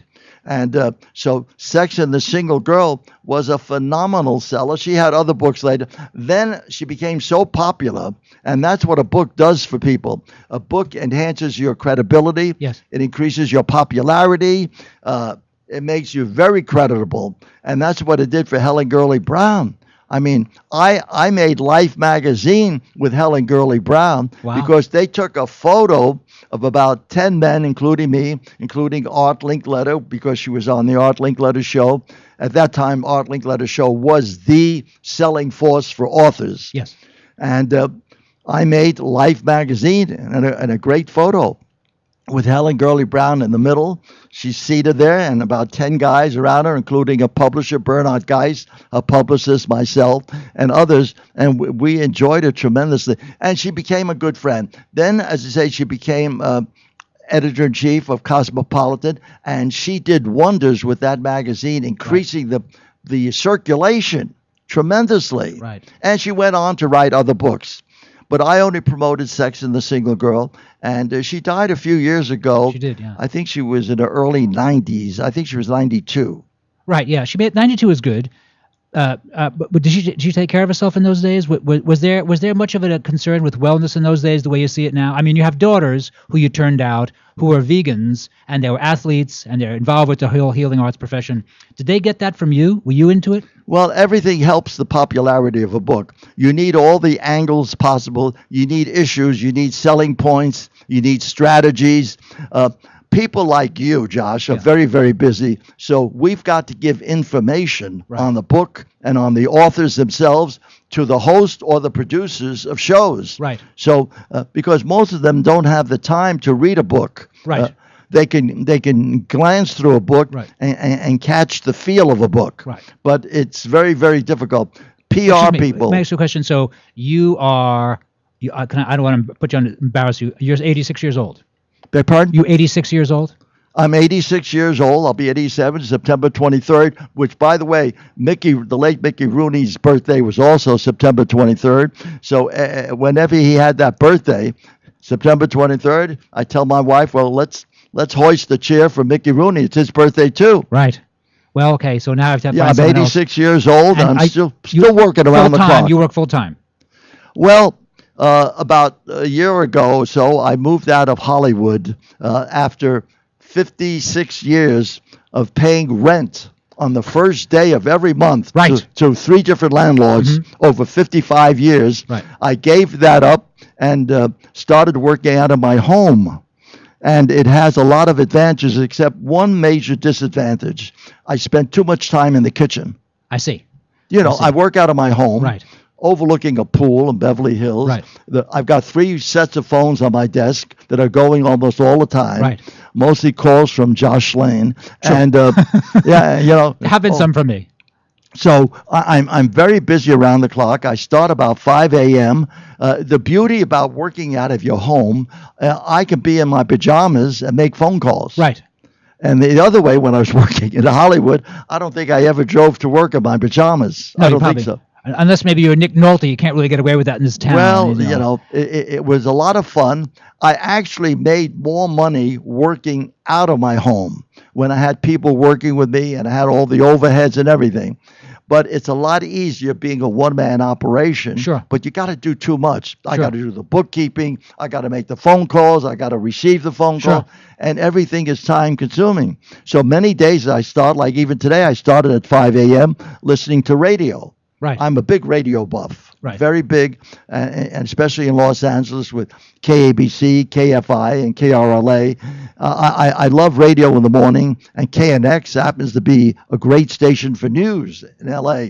So I'm very busy with radio, but I really start my day about 7 a.m. starting to call talk radio stations, TV stations, newspapers. Depends on how many clients I have at the moment. Sure. So, but I'm interested in promoting the book publicists of Southern California. I'm interested in getting the general public, the actual Jane and John Doe, to come to our meetings. And we constantly need new blood. People say, how come after 38 years the book publicists of Southern California are so strong? I say, well, because we're at it all the time. Right. It's usually a driving idiot, a driving It has force to be, yeah. behind somebody. With this show of yours, Josh, if it weren't for you, this show would not be that successful. Well, it's my But show. you Without me, think, you'd be very eat, quiet on the camera here. Yeah, but you think, eat, and drink this show. You're planning always ahead, and you're very accurate in doing and articulate in doing what you're doing. And we also have a newsletter, by the way, which is called Know Thy Shelf. Know Thy Shelf. That's Know a good Thy name. Shelf. Okay. And it's a title I got from a disc jockey many years ago. I don't know if you remember a man named Bill Balance. I do not. All right, Bill Balance was one of the top talk show hosts here in Southern California. And he heard about this organization, the Book Publicists of Southern California. He said, I got a great title for your newsletter, Know Thy Shelf. And you know something? That is very nice. When I show people the newsletter, they still read it as Know Thyself. Mm-hmm. I said, no, shh. It's Know Thy Shelf. And so we have a 4-page newsletter. I write the whole newsletter, but I have a special column here called As I See It, a play on my initials, Erwin Zucker, IZ. And I put in a lot of gossip, a lot of names, and I'm very careful that I don't overplay one photo or one name or one personality in every issue. I try to I diversify. know Shelley Berman was in his past issue. Okay. And there's a that's guy interesting. who was a very progressive comedian in the early 60s who was a monster star. Shelley Berman. Shelley Berman was at our first meeting in the year 2001 when he hosted the Irwin Awards, which is named after me. And that was our 7th annual Irwin Awards back in 2001. 13 years later, on the recent Valentine Day that we had, February 13th, 2014, Shelley Berman returned as our funny Valentine. Very nice. But this time, the reason he really returned, he just came out with a book of poetry. Okay. His first book of poetry, because he's written other books. When he started in showbiz out of Chicago, he started with comedy albums. Right. And He inside and Mike Nichols Shelley and Berman. Elaine May.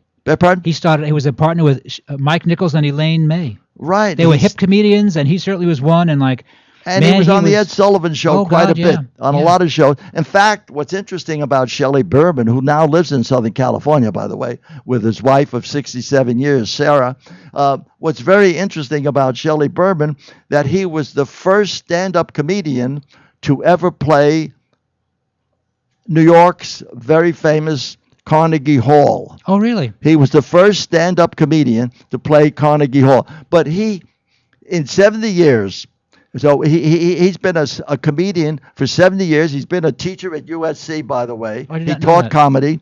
And He's been an actor. He's been sensational. The big tragedy in his life, he lost a son who was almost 13 years of age to a brain tumor. Mm-hmm. And in Shelley Berman's new book of poetry, he has a poignant poem that he dedicates to his son. And at our meeting on February 13th, he read that poem, and it touched a lot of people. In fact, Shelley Berman, who's now 89 years old, was so sensational that at the end of the evening, he got a standing ovation. And I've been to 99% of the meetings in 38 years. I've only missed 3 meetings because of deaths in the family. But Shelley Berman got a standing ovation. I think he's the only speaker we ever had who, after the end of the evening, got a standing ovation. Most of our speakers get a nice round of applause because they give out a lot of good information. They're entertaining. They're humorous. They know how to be a good speaker. Well, Erwin Zucker, it's been a great pleasure to have you on Here's to Your Health today. The minute is up already? Yeah, you've been on for 3 hours, and you did a lovely job. And you've been listening to Here's to Your Health on the LA Talk Live Broadcast Network. I'm your host, Joshua Lane. Thank you for tuning in.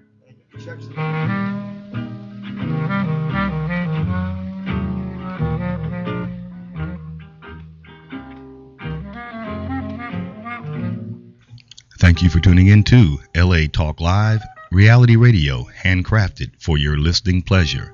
This is LA Talk Live, and we're more than just talk. Stay tuned.